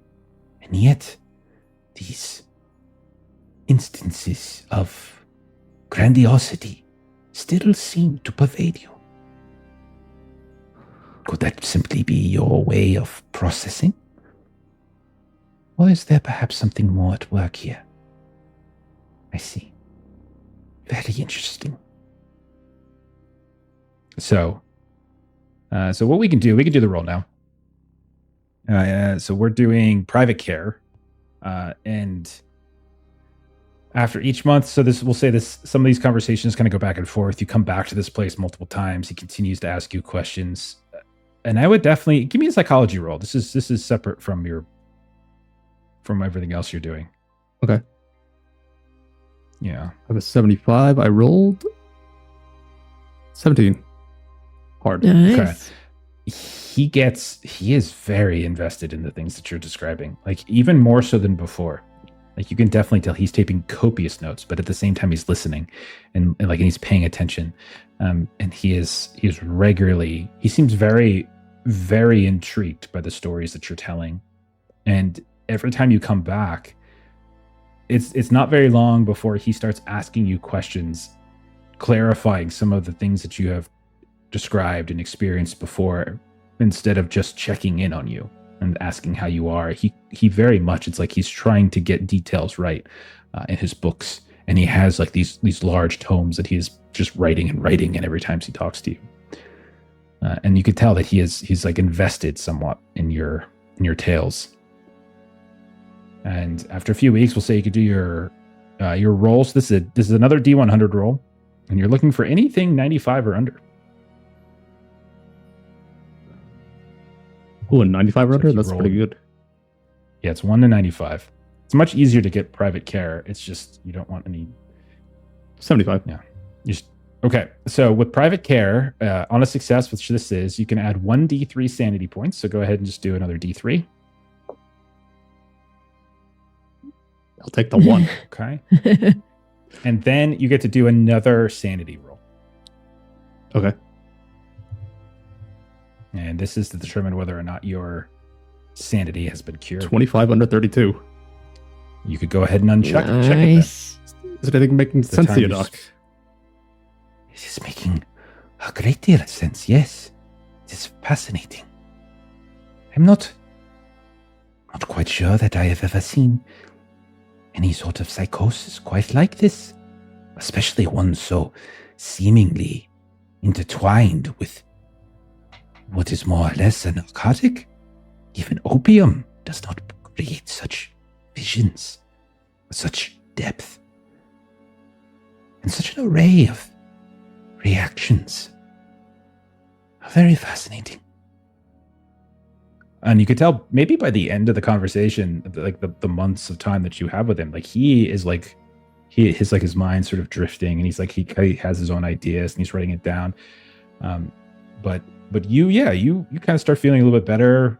about yourself, especially as you start walking past some of these other people who are in far worse state than you. You hear the sounds of like distant screams for help. You see other people who are like strapped up, and you're like coming and going. Like even when you're not feeling well, you're still at a better state. You've never fallen quite as far as some of those that you've passed by here. Okay. Checking with Marie. So Marie, what do you think you do next? So I would say that she would spend a night maybe in the apartment, but probably not more than that. And then I would say that she would, maybe we see. Let's resolve that first. Okay. Yeah. You can give me a listen test, or you can give me a listen test, and you can take a bonus die with this actually. Roll an 18. If you want it. Okay. Remember that if you roll something with a bonus die, you don't get to check it if you succeed. So I didn't need it. Say no, thank you. It was the first roll, but I technically did use it, so I won't check it. Okay. I'm sure you'll listen again at some point. Okay. So that is a hard success. Okay. You go there by yourself. You're staying there overnight. Everything's fine. Everything's normal. You hear the sounds of record playing going down below. Probably the landlady. She said something she likes to listen to. Definitely not your style of music. It's not fancy jazz. Sounds like more like classical in some ways. Once or twice you hear the shuffling of your upstairs neighbor, but nothing out of the ordinary. And as you lay down to sleep, everything seems fine. And then at some point around like 1 a.m. or so, just past midnight, you're awoken. Maybe it's Joy Boy who wakes you. Once more, kind of in his like state of kind of anxiousness. Except it's not the sounds of like scratching you hear, but whispers. You hear like they're coming from a lot of different directions. You could hear them kind of out in the main room. You can hear them from like the bathroom, the washroom. You can hear them from the hall. You can hear them from the window. And with a hard success, you can tell that the whispering, it's a language that you have heard before, but you do not know what they're saying. And it's a type of language that you've heard those crazy mouths and those cultists and such down in Savannah and others along the way. This harsh sibilance, the heavy S's, and you can hear that wafting through, and it's kind of permeating, and it's permeating the whole area. And you can see it's making Joy Boy very uncomfortable, and Joy Boy's continuing to like kind of cover, but you can hear the sounds of the whisper. I would say that Marie will look around, and I'm assuming not find the kind of where this sound is coming from. Give me a spot hidden if you like. As you search around. That's a fail. Okay. You look around the apartment and you kind of shuffle here and there, and you don't find anything. But I'll say this, when you look outside, maybe you like pull back a curtain at one point and you look out the window that goes into the bedroom, you can see moving quickly down the fire escape and then landing on the ground of the alleyway and then racing off. There's like 3 young people. And you could see like they could be more than 10, 12 years old. You just see them racing down the alleyway and away from the apartment. And coinciding with this is the ending of the whispering. And Marie doesn't know of other conversations that have happened, so she just sees bratty kids being bratty kids, maybe. And I would say what she would try to do, and I don't know that she's going to succeed at this, but she is thinking, okay, she's in this place, and Nancy hopefully is going to come back at some point.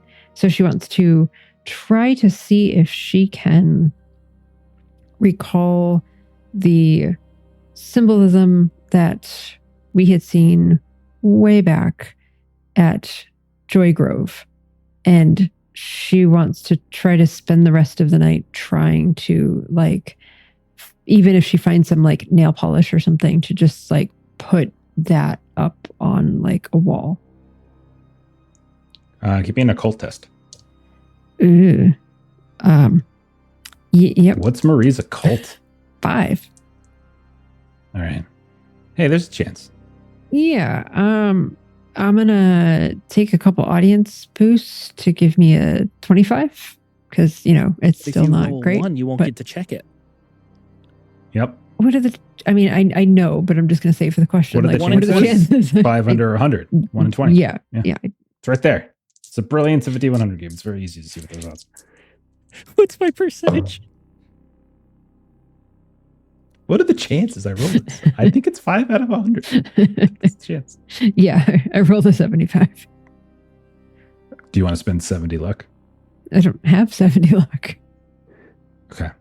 You put stuff on the walls. You have no idea. I sure if to do. put the right stuff, or even how to measure whether or not it has any effect. But yeah, you paint. You paint with various nail polish or some of Nancy's paints, because we know that Nancy's a painter, like some of her stuff on the walls. Okay. Yep. And what then do you do next?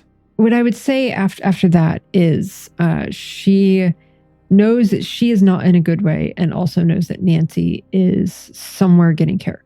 So there's a couple things that I kind of want to do, and we can sort of montage some of it, but like she wants to see if she can get Mr. Walnuts to come out and see if he will take her to the same place that Nancy is. But Sure. she also wants to check in on everybody before going there. So she just wants to like stop by Mr. Price's place, stop by Mr. Sawyer's place, stop by Dr. Key's. Like I've got to check on them. I've got to see how they're doing. I know I need to take care of myself, but I've got to check on them. I've got to just check in, see how they're doing, and then I can go, right, Mr. Walnuts, you can take me to where you took Nancy. So through like a similar sort of phone tag, message tag that we saw Patrick do, eventually the car, Mr. Walnut shows up. You can see Marge waves at him, and he lets you into the car. And he's like, yeah, sure. I can take you to see it. It's, I took Patrick there just the other day. It's out of the city, out of the, the hustle and bustle in the countryside, something about Dr. Mulick. He says something about the fresh air might help, getting away from vice or something. And you can see he's like smoking a cigarette as he says that, giving them something to focus on, that's not the sounds of, people talking or drinking, smoking, eating, dancing, that sort of thing. And Marie thinks I could take it back to like being in the jungle away from everyone and bad things happening. So he's like, oh yeah, like out in the country, it'll be relaxing. And her mind is going to very non-relaxing, middle of nowhere thoughts. Yes, but so I don't need to stop and see Mr. Price then, because you said that you already took him there. So can we stop and see Dr. Key and Mr. Sawyer, and then we can go? I need to make sure they're okay. To see, okay, sure. I could take you to Mr. Sawyer's. I could take you to the apartment building. Sure, no problem. And Dr. Key. Well, I think maybe we give her some space. She's been through a lot. So she is back here. Me, Dr. Key did go and get her. She's back. We received a very sternly worded request from Dr. Charles Key, Beverly's father, that she would no longer be assisting in the investigations, and under penalty of, what did he say? He's going to basically call the cops if any of us show up. So maybe it's a good idea if we just... But she would be happy to see me. We're friends. She would be happy to see me. Sure, of course. Who wouldn't be happy to see you? Of course she'd be happy to see you. But So we'll go? Maybe we just maybe we'll respect some boundaries. How about this? I take you out. You can see the new place, and then you can write her a note, and then there's that. Write a little letter, be like pen pals or something. That'd be great. So we'll go see Mr. Sawyer. Sure, we can go. Just want to check on him. Just want to make sure he's okay. And we open up to the apartment. You see, since no one's really checked in with them, you see Ankana and Ravi. Ravi's the grandmother. You can see that she's like knitting in a rocking chair, like looking out from the balcony all by herself. You can see Ankana's in there. Oh, how good Ankana to see has you. like shaved her head, but when you see her, she's like got her head shaved, like trimmed back really tight. And you can tell that she, like, her clothes are just like this very thin draped cloth. She looks thinner, darkened eyes, like her, she definitely looks that way. And her leg, where she had the mouth, has, much like Patrick's, grown ashy. And I think Marie, you can tell that she has been practicing the rituals of self-denial. That Patrick was able to teach her a little bit of before he left for the Yucatan. But she greets you, and like when you get too excited, you could tell she kind of steps back a little bit, and she says, "It is good to see you, Miss Wynne. I am pleased to see that you are well." Yes, you are. You and Mr. Price, a similar change to. Oh. You're. And she'll The rituals are drop her very voice. trying. You are doing good. Fine. I am doing well. You're And she looks down at her leg, and you can see like she's wearing like a loose gown, like a rough spun wool, pretty standard, like basic stuff, almost like she's wearing like a sack of potatoes, and like a potato sack. And you can see like there's a slit where the mouth would be on her thigh, and you can see it's very ashy, like as if she's been doing good work. And but her hair, which previously had gone down to the halfway down her back, and like there was like braids and such in it, it's now this like almost boyish pixie cut. And so Marie would sort of turn to the other woman to try to respect the Sure. calmness there, and just say she's doing great. She's doing a really good job. You must be And you see supporting her. Ravi turns and looks up at you, and she has these big bulky sunglasses because she's sitting on the balcony, and she just looks up at you, and she's got like her knitting. She's like knitting something in her hands, so she just gives you like this big smile, and then she turns back and continues knitting. You recall that she was not in a great state. Like the grandmother has never really been particularly well, but like she looks fine actually. I mean, considering where she was, she used to do this kind of thing on the island, and sitting on like a porch, but now she's doing it in beautiful New England fall weather. Ladies, Mr. Sawyer. And where would she find Will, and in what state would Will be in when she finds you? So we'll say that Will would be like in his room or rooms, whatever his personal space is. And he would almost bounce out of there, hearing his name, holding one of these books, one of the 12 volumes of the Revelations. Marie, it's so good to see you. And he goes in and he just like goes for the very big hug. Not even like reading your body language, whether you say to or not. Just crushes you almost. I am doing so good, and I was literally thinking that I need to come see you. Yes. Well, It's like we're psychic. I did check on Nancy first, but maybe I shouldn't have checked on Nancy first. Maybe I should have come and checked on you first. You're no, well? it's fine. You're well? I checked on people too. Like I met Dr. Key. Dr. Charles Key, of course. He was a very nice man. If you can't tell, I'm kind of bouncing off the walls right here. I really need to get out. I mean, don't get me wrong. I love you guys. It's like I'm living in a convent. And it's a great positive atmosphere. How are you doing? I'm doing much better. I'm confused that you saw Dr. Key, because I just, and she kind of gestures to kind of Mickey Walnuts, maybe waiting down by the car. I just spoke with Mr. Walnuts, and he informed me that none of us were welcome at the Key. Oh, I very much was residence. not welcome. That is a true fact. Let's go to a cafe or something. Do we want to get lunch? Makes sense. Oh, I would love to I requested that Mr. Walnuts take me to... We'll get lunch. I'll go. Yeah, you can come too. Let me grab my books real quick. And I go and I start getting my stuff, and you hear the keys jingling, putting his coat on again. And Marie just sort of looks down to Mr. Walnuts and just mouths, When you look down there, you see that he and actually Frank Kearns are in a conversation, as Frank Kearns apparently arrived. They're like talking. Mr. Kearns talking like he's New Yorker, and the other one's talking like he's a Boston, and I can't really shift between those two very easily. So I think go talk to Matt Mercer or something.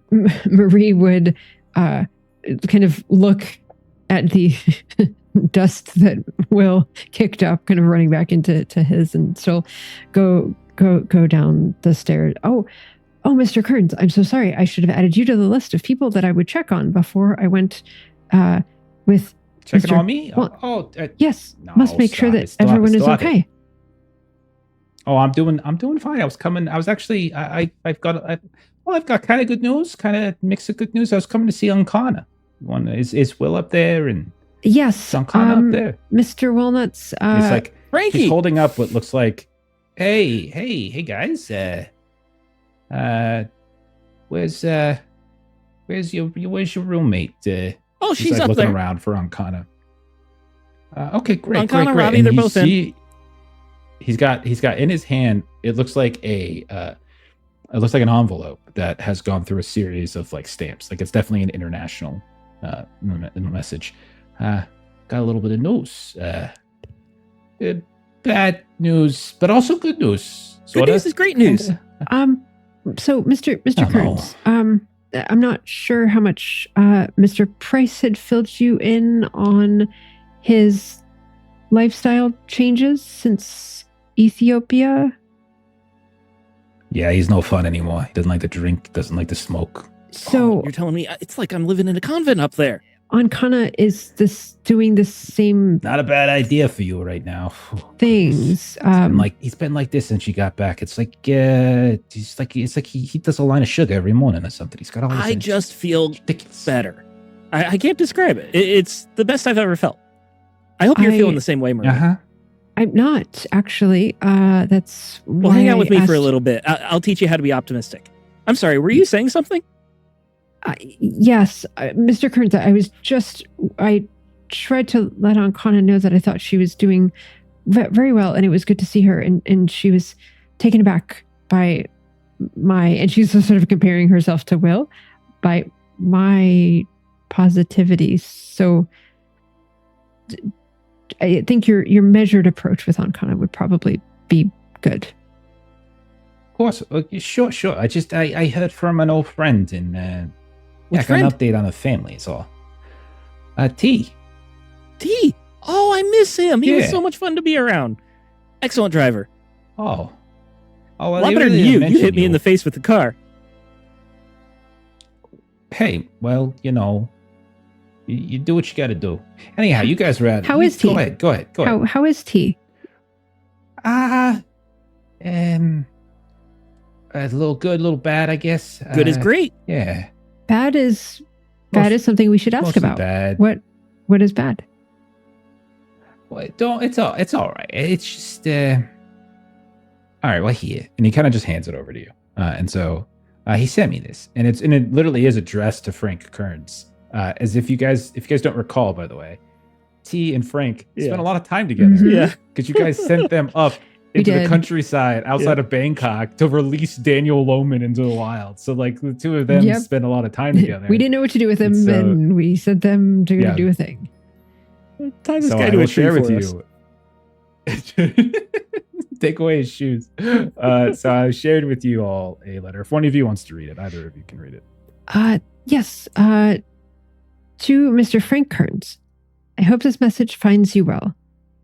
Though our time together was brief, it proved nonetheless formative. So much so that I have found it difficult to set the memories aside. Work offers distraction, but sleep offers only nightmares. As much as I have tried to return my life to normalcy, some combination of fate and conscience beckons me to duty. I write then to inform you of the present state of affairs in Bangkok. Despite your efforts on Kokruk Island, the death fights continue, a sordid secret tolerated by those in power, so long as certain pockets are filled and civic borders respected. Through my family's connections, I can report that this tolerance has been strained by the recent relocation of Daniel Lohman. Yet, by all accounts, the fights have grown both more violent and more frequent, while the authorities remain reticent to intervene. If I were to describe the mood of the city, I would call it agitation, though that seems insufficient. Even were the authorities willing to intervene, their resources are stretched thin. Violent crime has increased in the months since your visit. I have little access to more unsavory sources, but I am told that even Bangkok's most entrenched purveyors of vice now avoid a certain labyrinthine quarter of the city. Rumors suggest that a new product, as it is called, has challenged even opium for supremacy. Please assure Ankana that her family remains in good health and untroubled by the city's violent afflictions. I check upon them as often as I can, and I have made arrangements to remove them to the countryside should matters continue to escalate. Your friend and ally, T. Oh, he's still our friend. That Well, technically, it was to me and not to you. Friend of my friend, right? Sure. it's so good that you're checking in on him and you check in on each other. That's very good. Good friends do that. That's You're a good friend, Well, Frankie. Yeah. Well, actually, Miss Winston Rogers wanted me to touch base. We'll talk about it at the meeting. This. I'm looking Yeah. forward to it. I don't want to worry you. Okay. Yeah. Why don't you guys just go get lunch or something? I'll go talk to Ankana. It's fine. I'm going to go spend a bit of time where Mr. Price is, but Mr. Walnuts, it appears that we need to do lunch with Mr. Sawyer on the We way. We can get Patrick for lunch. Let's do that too. Let's get the gang back together. He Walnuts and Kearns are just like looking at each other, and they're kind of shakes. You see Frank disappear, goes up the stairs, and Mickey kind of turns to you guys like, and he says, "All right, come on, everybody in the bus. Let's go. Crazy bus, leaving now." And he opens the door for you, Marie. Thank you, Mr. Walnuts. See. The three of you drive away. It's great seeing you again, And, Walnuts. you're in the car with him, I thought? You're not coming with? No, I'm in there. I'm just gibbering, Okay. saying hi He's to like, him. Sure. It's great. So great. So glad we did this. And then we fade out of that. Yeah, And then it's second a- with Bev. So Bev, again, it's not, no, we'll come back. We'll come back. So Bev, what have you been doing? You think? So, Bev, one of the things that she actually does is she starts insisting that she has to go back to work. She needs to get back to normal. And so she starts reaching out to Cyrus Lanfear with the library at Arkham. And slowly over time with her father, she'll dress up, and if her dad's not available, she'll go with Abigail, and they will head to the library, and she'll slowly start to just parse out all of the books that she's been collecting and studying. And She always kind of talks about the group in a roundabout way. She never really mentions anyone by name, but, she just says, because Shyma, they really need this. So if you could get this to them and, I brought you another book, for because that was her agreement, was that she'd bring books for him to study.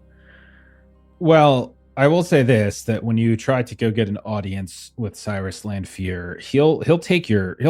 Like he'll let you in. So you go back to the Miskatonic University, you go to the Orne Library, you set up a time to meet with him. All of this is under the objections of your father, but you are able to do so. And you are in a very bad way. You're currently insane. Yep. I just want everyone to remember that. Patrick right now is literally the only one. I cannot believe I'm saying this. Patrick is the only one right now who's not insane. Yep. Everybody else actually is insane. So make sure you're accounting for that. But Abigail goes with you everywhere and is like kind of tending to you and making sure you're okay and won't leave your sight. And so when you sit down to have a meeting with Cyrus Lanfear, and remember him, he's like in his 40s, tall, imposing black man with sort of a kind of like a military cut in a way. You can see like the sides of his, like it's very high cut. He's got a little bit of hair, very low cut at the top, and he's got a very deep voice. And he wears like these kind of brown and yellow like suits, like yellow shirts and brown, like kind of brown vest. And he kind of sits down across from you at this big desk, because the head of the Miskatonic Library is a significant role, and he sits aside, and he's constantly looking back and forth between you and Abigail, like almost like she's translating or he's like checking in. But he looks at you and he says, "Do not worry, Dr. Key. Our arrangement can be put on hold. Your father has informed me that you have fallen ill, and until your recovery, I think it's perhaps best that we pause our dealings." Okay. Can you send someone to come pick the rest up? Until later. Of course. We'd be more than happy to take those into our collection to ensure that they are safe and well cared for and treated. We're more than happy to do that for you, Dr. Key. And we thank you for your loan of them. Yeah. I have to leave. You can tell he's very like sympathetic, but at the same time he knows what's up, but he's trying to be kind at the same time. Be well. Yeah. Dr. Key. Shyma and I have to go get lunch now, and we have books to read, different books. I don't want to read those books. Bye. And it's really kind of rather abrupt, and she just kind of stands up and she just marches out of there, kind of clinging to Abigail's, whatever she's wearing. Can we go There's like that flicker when you say Shyma, where he like looks over to Abigail and then kind of looks back to you, but then it just sort of nods and nods. But like this very sympathetic, for the rest of us, we can see like this sad face kind of come over him because it feels so very awful. Yeah. Let's go eat with Shyma and Mom, right? That sounds good. And oh, wonderful. Yes, I think we're going to have Shyma over to the house. Isn't that wonderful? Yeah. Yes. Dad said I have to start seeing a doctor.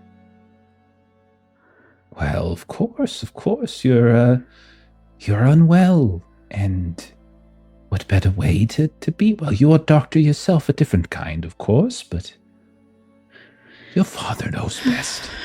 You're right. He always has. Yes. So, are you ready to go home? Yes. Okay. And we see her like put her arm around you, or maybe like lock arms almost in a way, and like starts leading you out of the Orn library. Mm-hmm. All around there's like people looking up and her watching, like there's like whispering going on. And then like we see this moment where we are like looking down at you as you're you're descending the stairs and then crossing the kind of leaf covered quad, where like all the trees have started to lose their leaves now.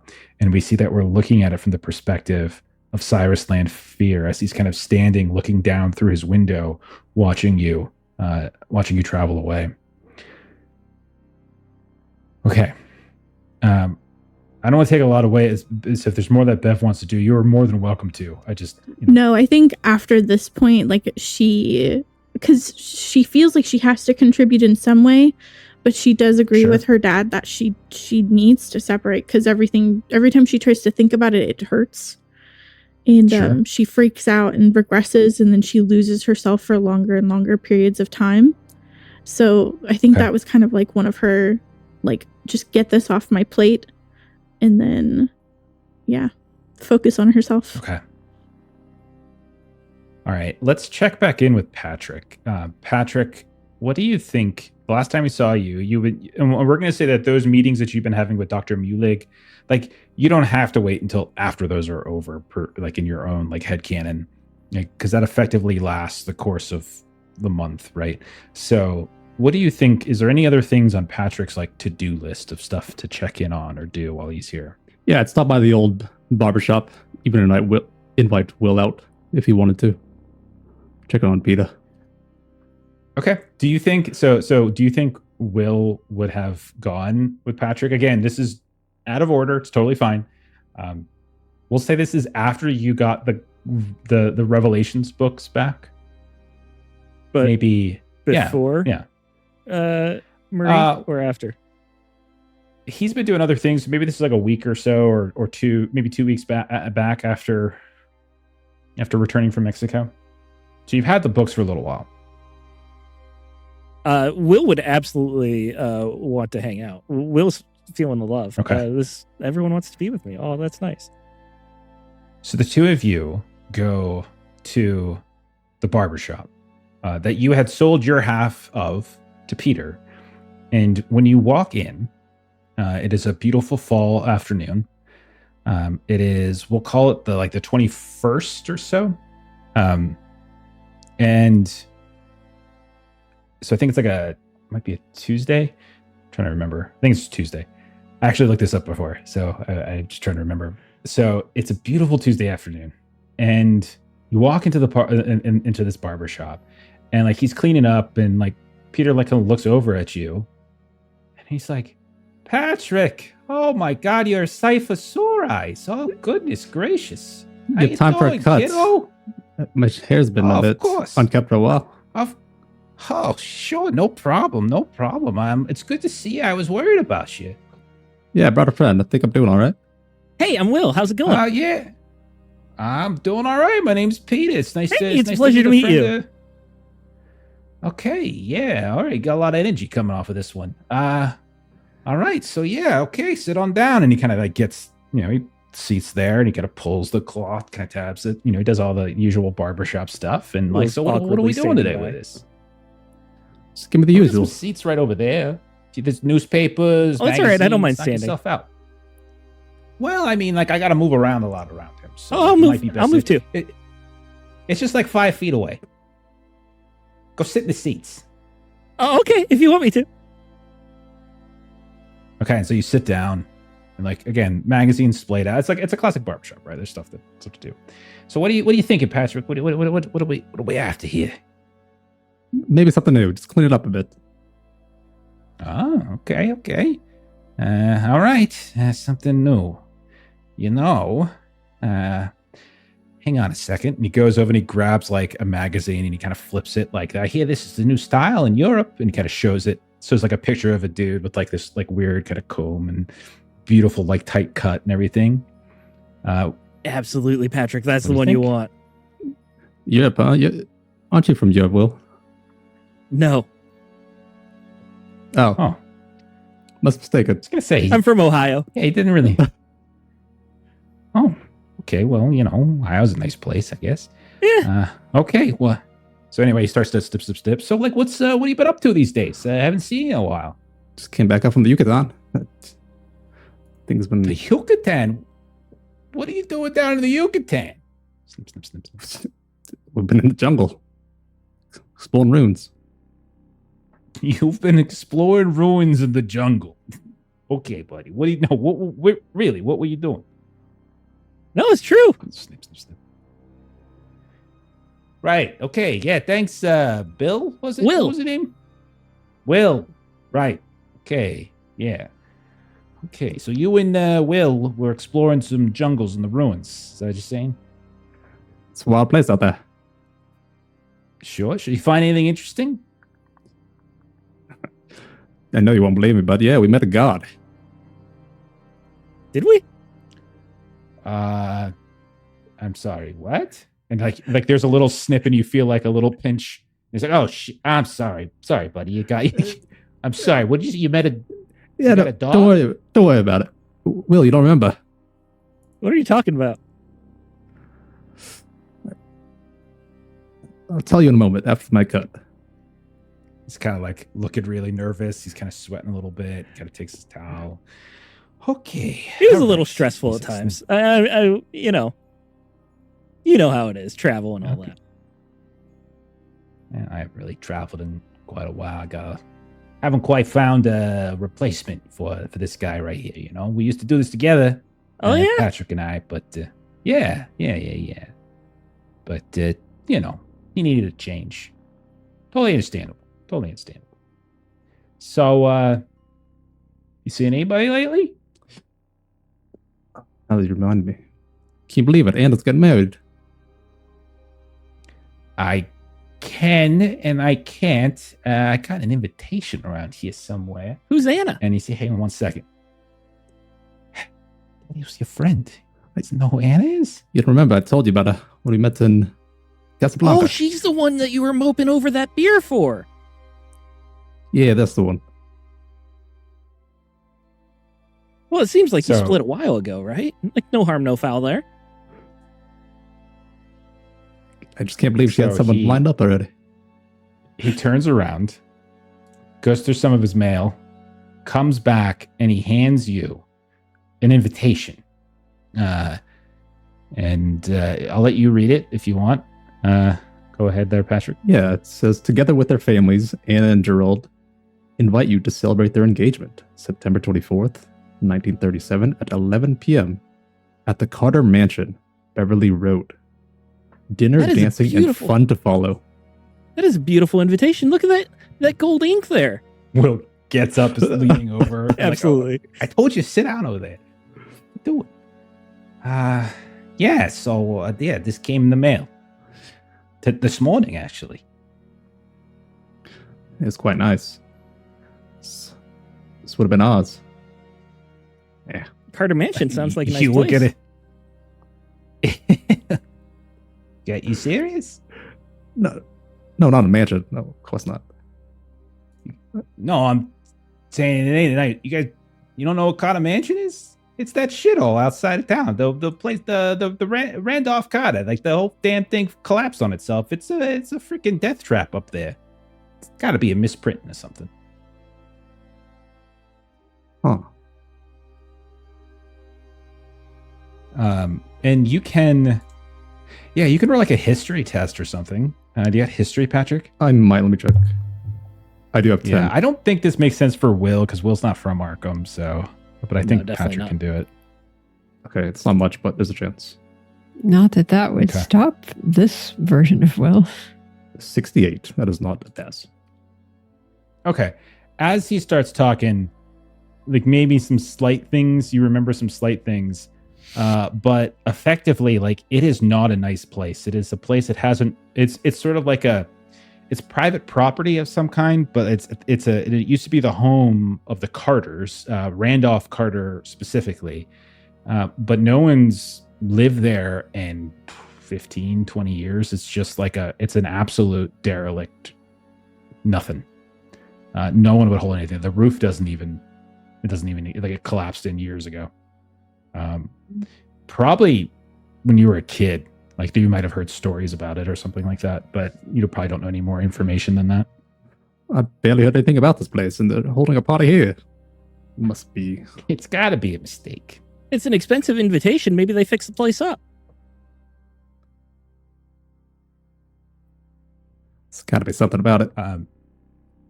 Well, it's the joke, right? I thought this was you who did this. Patrick, was this I thought a you were, like, prank? pulling my That's leg or good. something. No, wouldn't I have the time to make this up? I don't know who the hell holds an engagement party at 11 o'clock at night in a freaking ruin outside of town. This is just a whole bunch of gibberish down here. I thought you were just kind of, playing a little joke on your old pal. I'll have to walk by and see what it's all about. Walk by? It's like halfway up Bell Mountain. What do you thought? You can't walk by. It's like a whole hour outside of town. I'll call cab. Yeah, okay, yeah, you go ahead and do that, buddy. Oh, goodness gracious. All right. Hey, you And know he what that spins cut? you around. Yeah.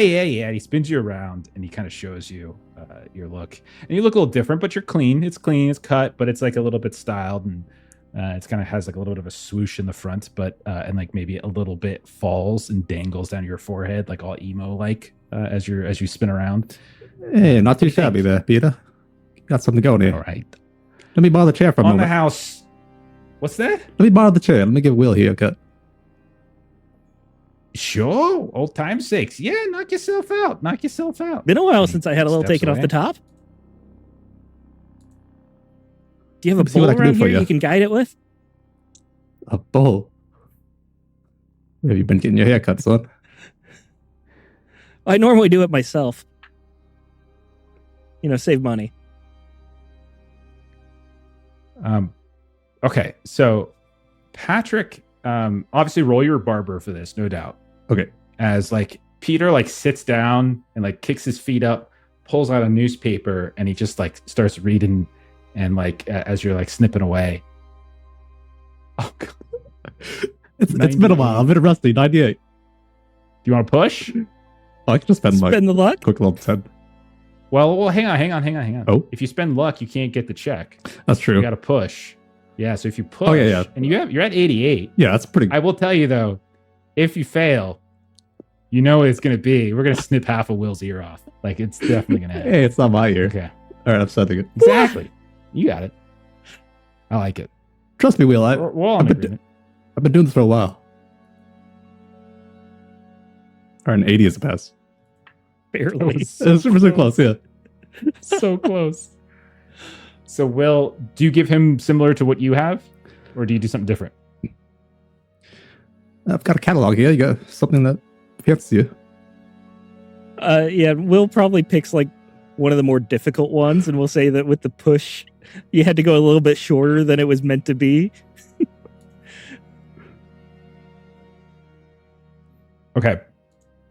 Patrick, roll spot hidden. Okay. So you're like looking at the mirror. A 4 is a extreme. So you're like over Will's shoulder. You're looking in the mirror, and Will's looking in the mirror, and then you catch a reflection of Peter behind you. And with your extreme success, what catches your attention is a face, a familiar face, the face of Evelyn McAvoy, who is, if you recall, one of the actresses that you spent some time with back in Los Angeles. Her and Olivia Clarendon. Clarendon was the blonde that you danced with. Evelyn McAvoy was her friend. And you see her face on the front cover or the front page of the newspaper that Peter is holding. And you see a headline that reads, "Screen Siren Slain in Hollywood Blast." Hey, Peter, can you tell me about that one article there?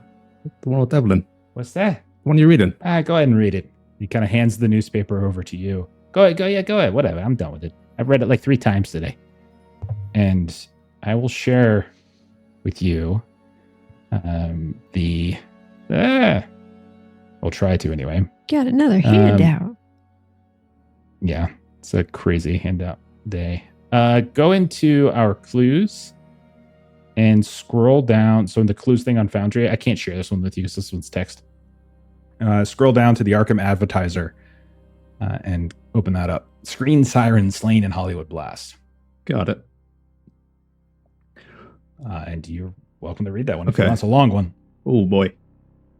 Car explosion believed mob attack on Los Angeles crime chief Evelyn McAvoy dead at 29. Los Angeles, September 20th. Evelyn McAvoy, raven-haired starlet whose sultry turn as Madame Lita in the 1934 picture Call of the Sea made her one of the most recognizable faces in Hollywood, was killed yesterday morning when a motorcar in which she was a passenger erupted in a fiery blast. The explosion, which police sources described as deliberate, is being investigated as the third suspect gangland bombing in the city this month. The automobile, a Packard 12 convertible, detonated just after dawn as McAvoy and Massimo Oconee, reputed chief of the Oconee crime family of Los Angeles, prepared to depart in the Santa Monica docks following a night aboard the Midnight Duchess, Oconee's infamous gambling ship anchored offshore. Witnesses say Oconee opened the passenger door for McAvoy before taking his place at the wheel. The engine had scarcely turned when the vehicle was consumed in fire. Both occupants were killed instantly. Several nearby buildings sustained broken windows and minor damage, though no other injuries were reported. Oconee, long regarded as the undisputed master of Los Angeles vice, leaves behind his wife, Maria, and their 2 children. For years, his name has been whispered in connections with bootleg liquor, narcotics, and gambling rackets. His casino vessel, the Midnight Duchess, has been under investigation by federal authorities for violations of the Volstead Act and Mann Act alike. McAvoy, only 29, was the height of her fame. Since her screen debut, she had cultivated an image as Hollywood's dark enchantress, playing dangerous women with uncommon allure. Off-screen, she was known for her friendship with fellow bombshell Olivia Clarendon, with whom she was set to reunite on screen in A Murder Staged, a forthcoming photoplay concerning mob intrigue in a jazz cabaret. The picture is due for release in October, though studio representatives declined to say whether McAvoy's death would affect its schedule. Miss Clarendon, although her agents expressed deep sadness at the loss of her dear friend, and extended condolences to McAvoy's surviving family. While Hollywood columnists have hinted that McAvoy's appearances on Oconee's arm were mere public for A Murder Staged, intimates suggest their pair associates was more personal and torrid character. Whenever its nature, police investigations believe McAvoy to have been collateral damage in a campaign aimed squarely at Oconee. According to Los Angeles Police Department Vice Squad, bombing bears the ball marks of escalating struggle among underworld factions. The precise enemy arrayed against the Oconee family is unknown, though officers point to mounting feuds over the traffic of a new narcotic known as nectar, which has spread through the city like a pestilence during the past year. The tragedy marks the 3rd motorcar bombing in as many weeks. Authorities now fear a full-scale war among rivalry syndicates. Evelyn McAvoy is survived by her mother, Margaret Hilliard McAvoy, of San Francisco, and her elder brother, Charles McAvoy, a businessman in Chicago. The screening has lost one of its brightest young stars, and which is being called the most sensational crime to strike Hollywood since the Roscoe Arbuckle scandal of nearly 2 decades ago. Funeral arrangements have not yet been announced. That is a wild story, Patrick. Oh my God. That's like the gang movies come to life. She's really dead.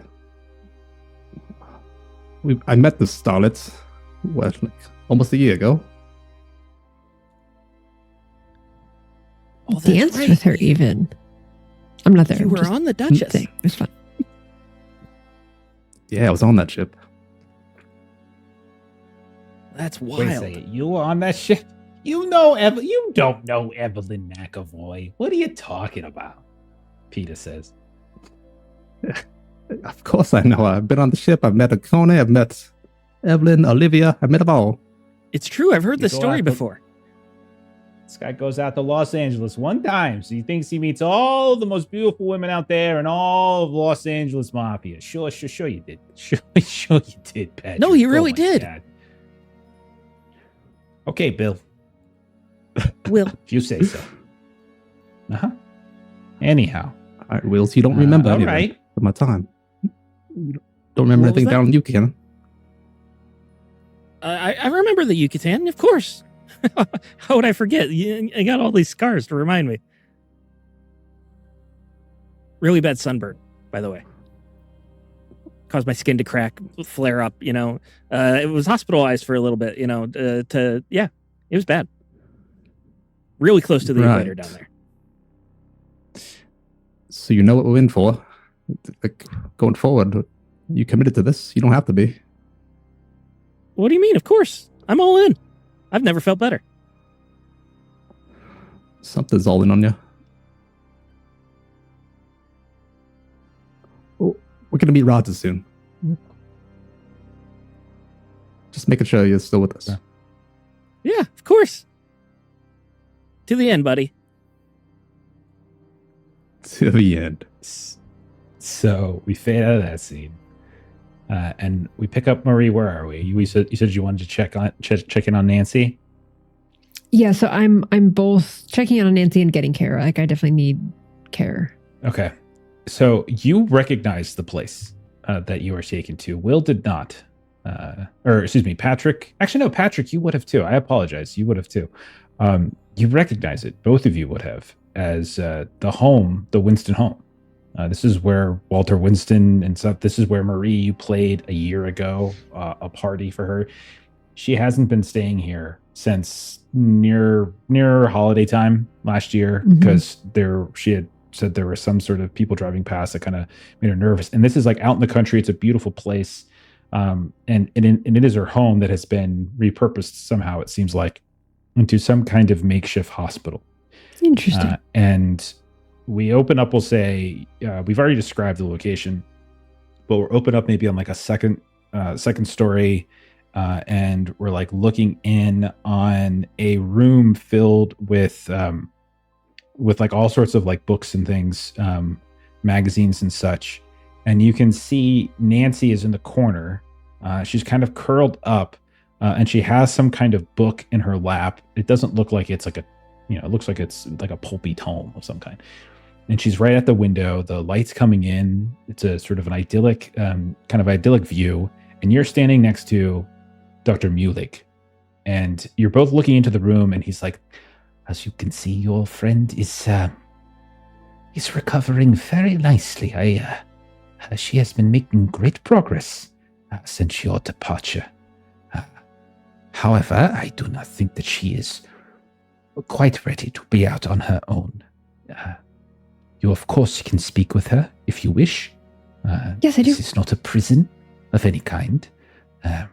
So you are welcome to speak with her. I would just remind you that she is in a very sensitive state.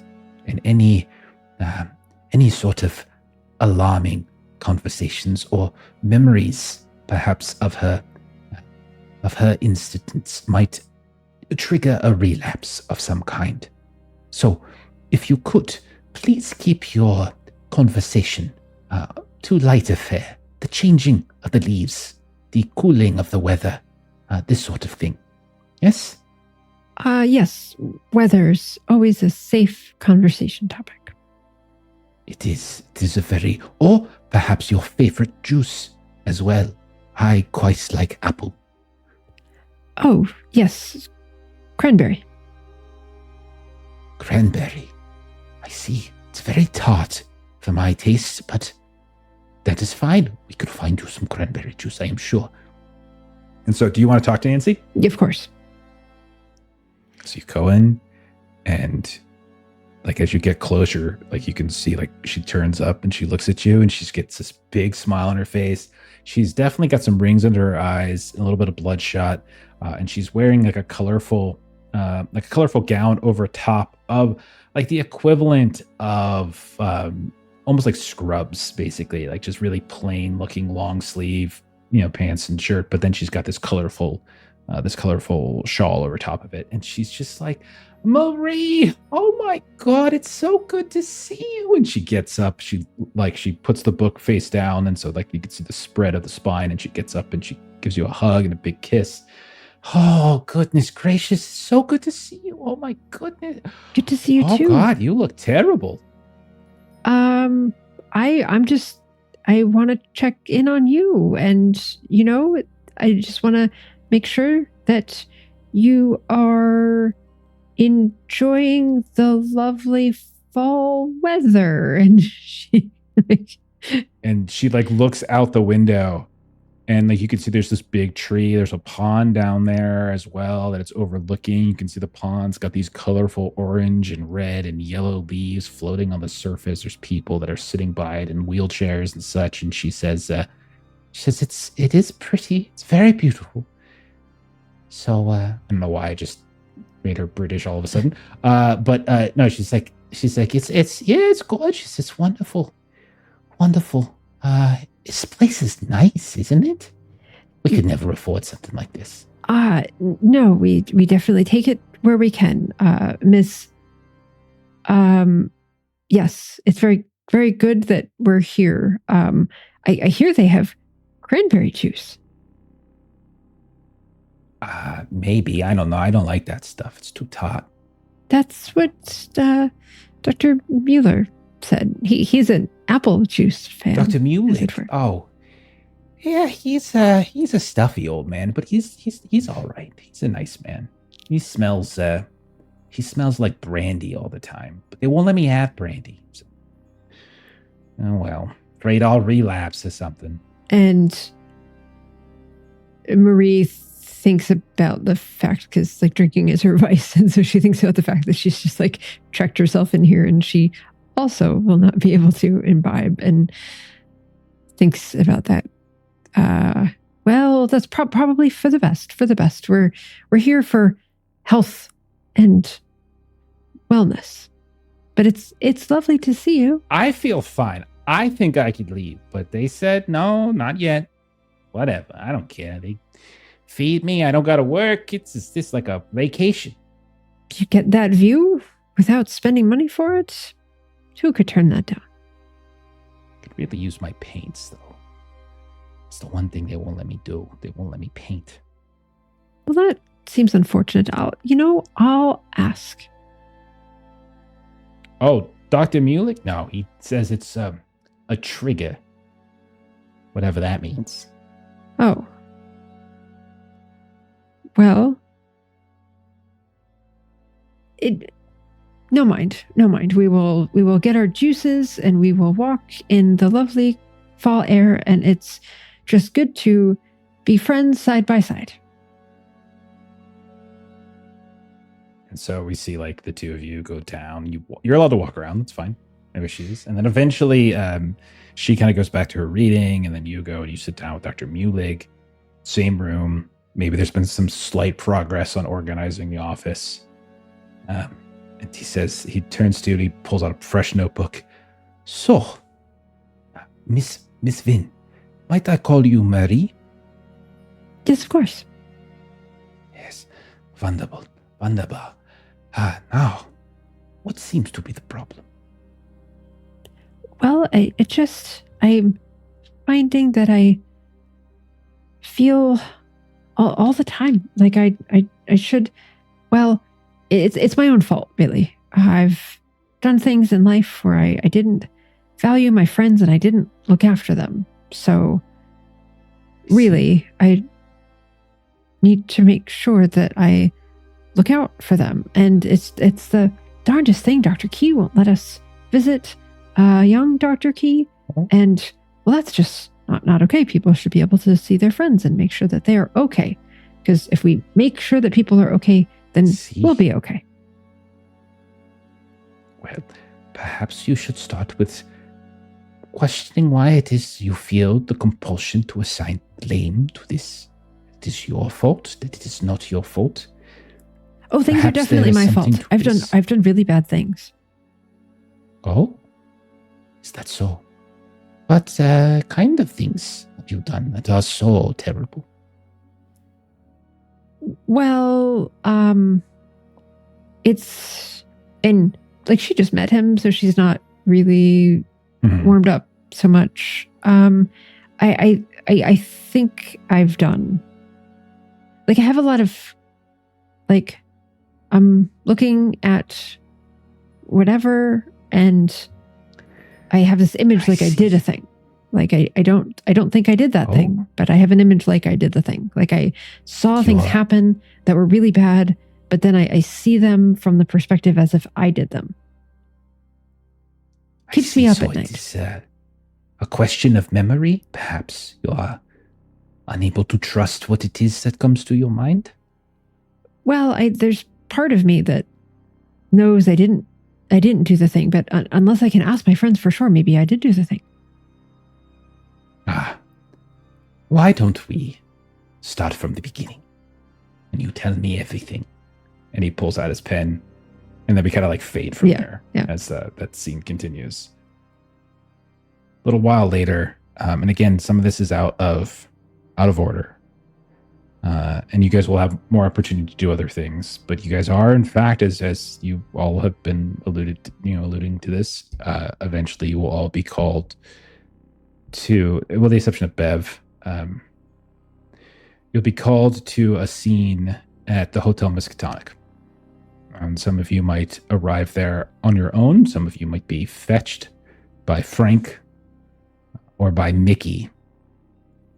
But eventually, we can see like all of you start kind of gathering, and you can see that you are not the only ones actually showing up. You see each other, obviously, Marie and Patrick and Will, like kind of in the area outside this conference room. We can see like there's Mickey and like a ton of guards. You can see a ton of security people effectively that are there. But you also see, I think for all three of you would probably be people that don't look familiar to you. We, as the audience, would recognize Cyrus Lanfear. We would recognize Dr. Fali, who is a colleague of Bev's from Miskatonic. We would recognize the two of them. We might even see like Carmelita and Elena, but they're kind of kept separate in some ways. And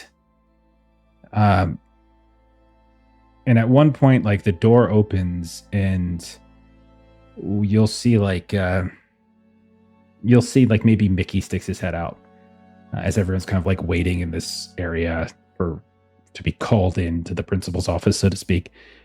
And the three of you are called in. So Marie and Will and Patrick, like people have been around for a while, and nobody else just yet. And you go into the familiar conference room. You've been in here before, big table, running tables on the side, with like coffee and tea and stuff like that. And you see already in the room is Janet, and she is at the far end of this table. And you can see that there are like stacks of papers and some books and a lot of things on the table, some of which look like tomes, like like tomes, the types of things that Shyma and Bev would read. Others look like correspondence. And she looks at all of you, and as you're like sitting down, she's like, "Patrick, did you get a haircut?" I did. Thanks for noticing. Huh. Not sure I like it, to be honest with you. You look like you're undergoing some sort of what do they call it? Midlife crisis. I think you'll get used to it. Huh. Well, we have a lot to talk about. And you can tell for the first time that you've seen Janet, she looks very worried. She herself looks like she hasn't slept much. And in front of you all, you can see that there's like images, photos. You can see a couple clippings of the story about Evelyn McAvoy that's shown up. You can see what looks like a different, you can see like a copy of the letter that you all read that was received from Tirapat, that wrote to Frank Kearns talking about the state of Bangkok. And then, and so all of you have a chance to kind of read through that. But then you have one more. So I have one more handout for you tonight. We're so spoiled. I think I'll let spoiled. I think I'll let Steven read this one. Because I think Long and Melissa both have been able to read. So there you go, Steven. And this one's new. And you can see there's a big red confidential stamp on it in the logo for the Winston Pharmaceutical Company. Marseille, 14th of September, 1937. addressed to Mrs. Janet Winston Rogers, president of Winston Pharmaceuticals in Arkham, Massachusetts, USA. My dear Mrs. Winston Rogers, in response to your recent inquiry, I write with the fullest account presently available concerning the unsettling rumors of a new narcotic proliferating along the Mediterranean littoral. First, within the industry itself, two of our most reliable distributors in Marseille report that physicians are encountering an unknown stimulant presented in small ampules whose effects they cannot classify under any established schedule.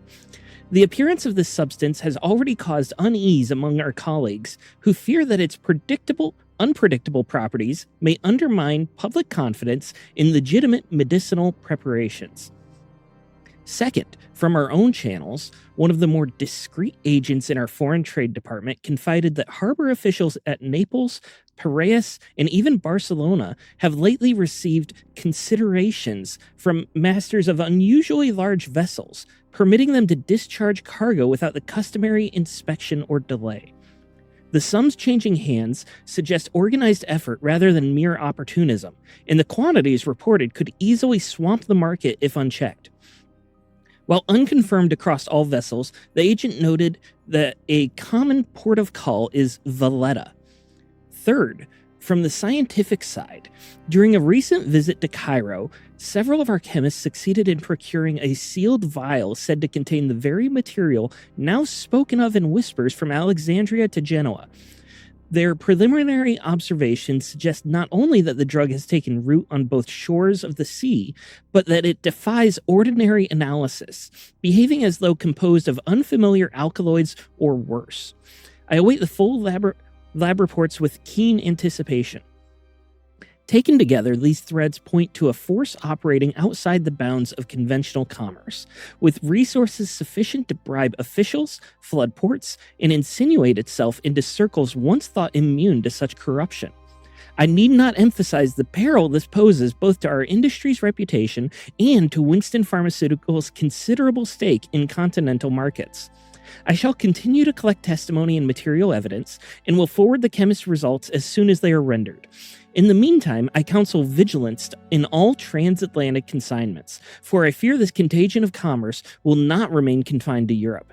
With highest esteem, Claire Duval, Director of European Operations at Winston Pharmaceuticals.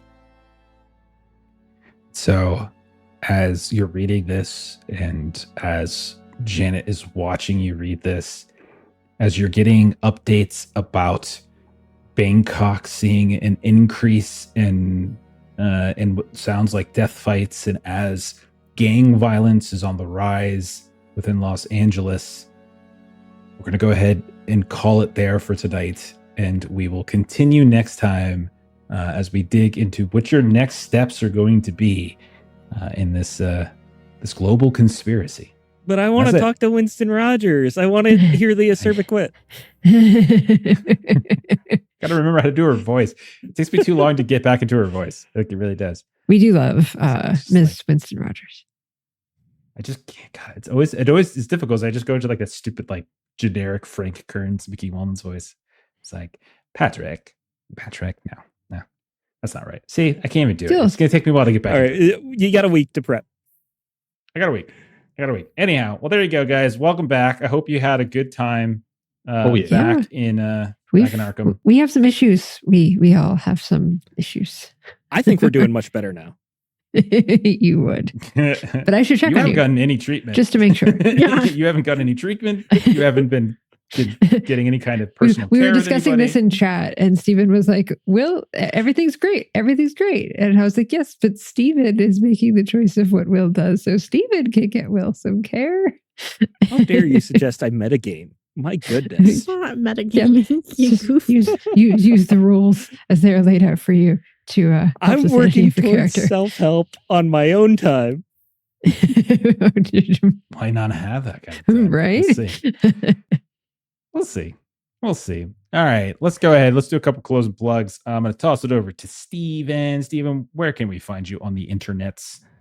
HuckleberryRPG.com has all the details. I made a Weird West game. It's action horror. Starts with like folk horror style investigations that lead to climactic showdowns against monstrous creatures set in an analog of the American Old West. It's an amazing game. You should check it out. We are coming to BackerKit on October 7th, very, very soon. And all the links are on HuckleberryRPG.com. Follow the BackerKit. If you pledge $1 now, it's a deposit for future reservation or future pledges, but you get free stuff for doing it now to help me know pretty much how many people to expect things like that. So yeah, get some free stuff. And that's all I got. Awesome. I can't believe it's less than a month, man. I remember when you were it felt so far away initially. It was very far away, and now it's not. And that's not scary at all. All right. Not at all. You're great. Awesome. You're already almost to your goal because of really kind people, pledging early. Lots of kind people. There. Yes. Yeah. Okay. As for the rest of us, check out Maitreyi Plays Games. Maitreyi, she'll be back next week, but check out Maitreyi Plays Games channel in which she, oh my God, I'm going to blow it, in which she explores issues related to tabletop role-playing games from the centers the GM and player experience. And you should check out that kind of thing. System agnostic. That's the other one. And we got the keywords. System agnostic, centers the GM and player experience, and it's all sorts of cool stuff around TTRPGs and understanding. Check it out if that's the kind of thing you want to check out. It's very cool. As for the rest of us, first, let's say thank you to Infinite Monkey Tales and Tales of Myth and Mayhem for the raids tonight. Tales of Myth and Mayhem have been playing Mask of Nyarlathotep. They're friends of ours, and I think they finished up Mask of Nyarlathotep today. I think that was their final episode. So make sure you check them out.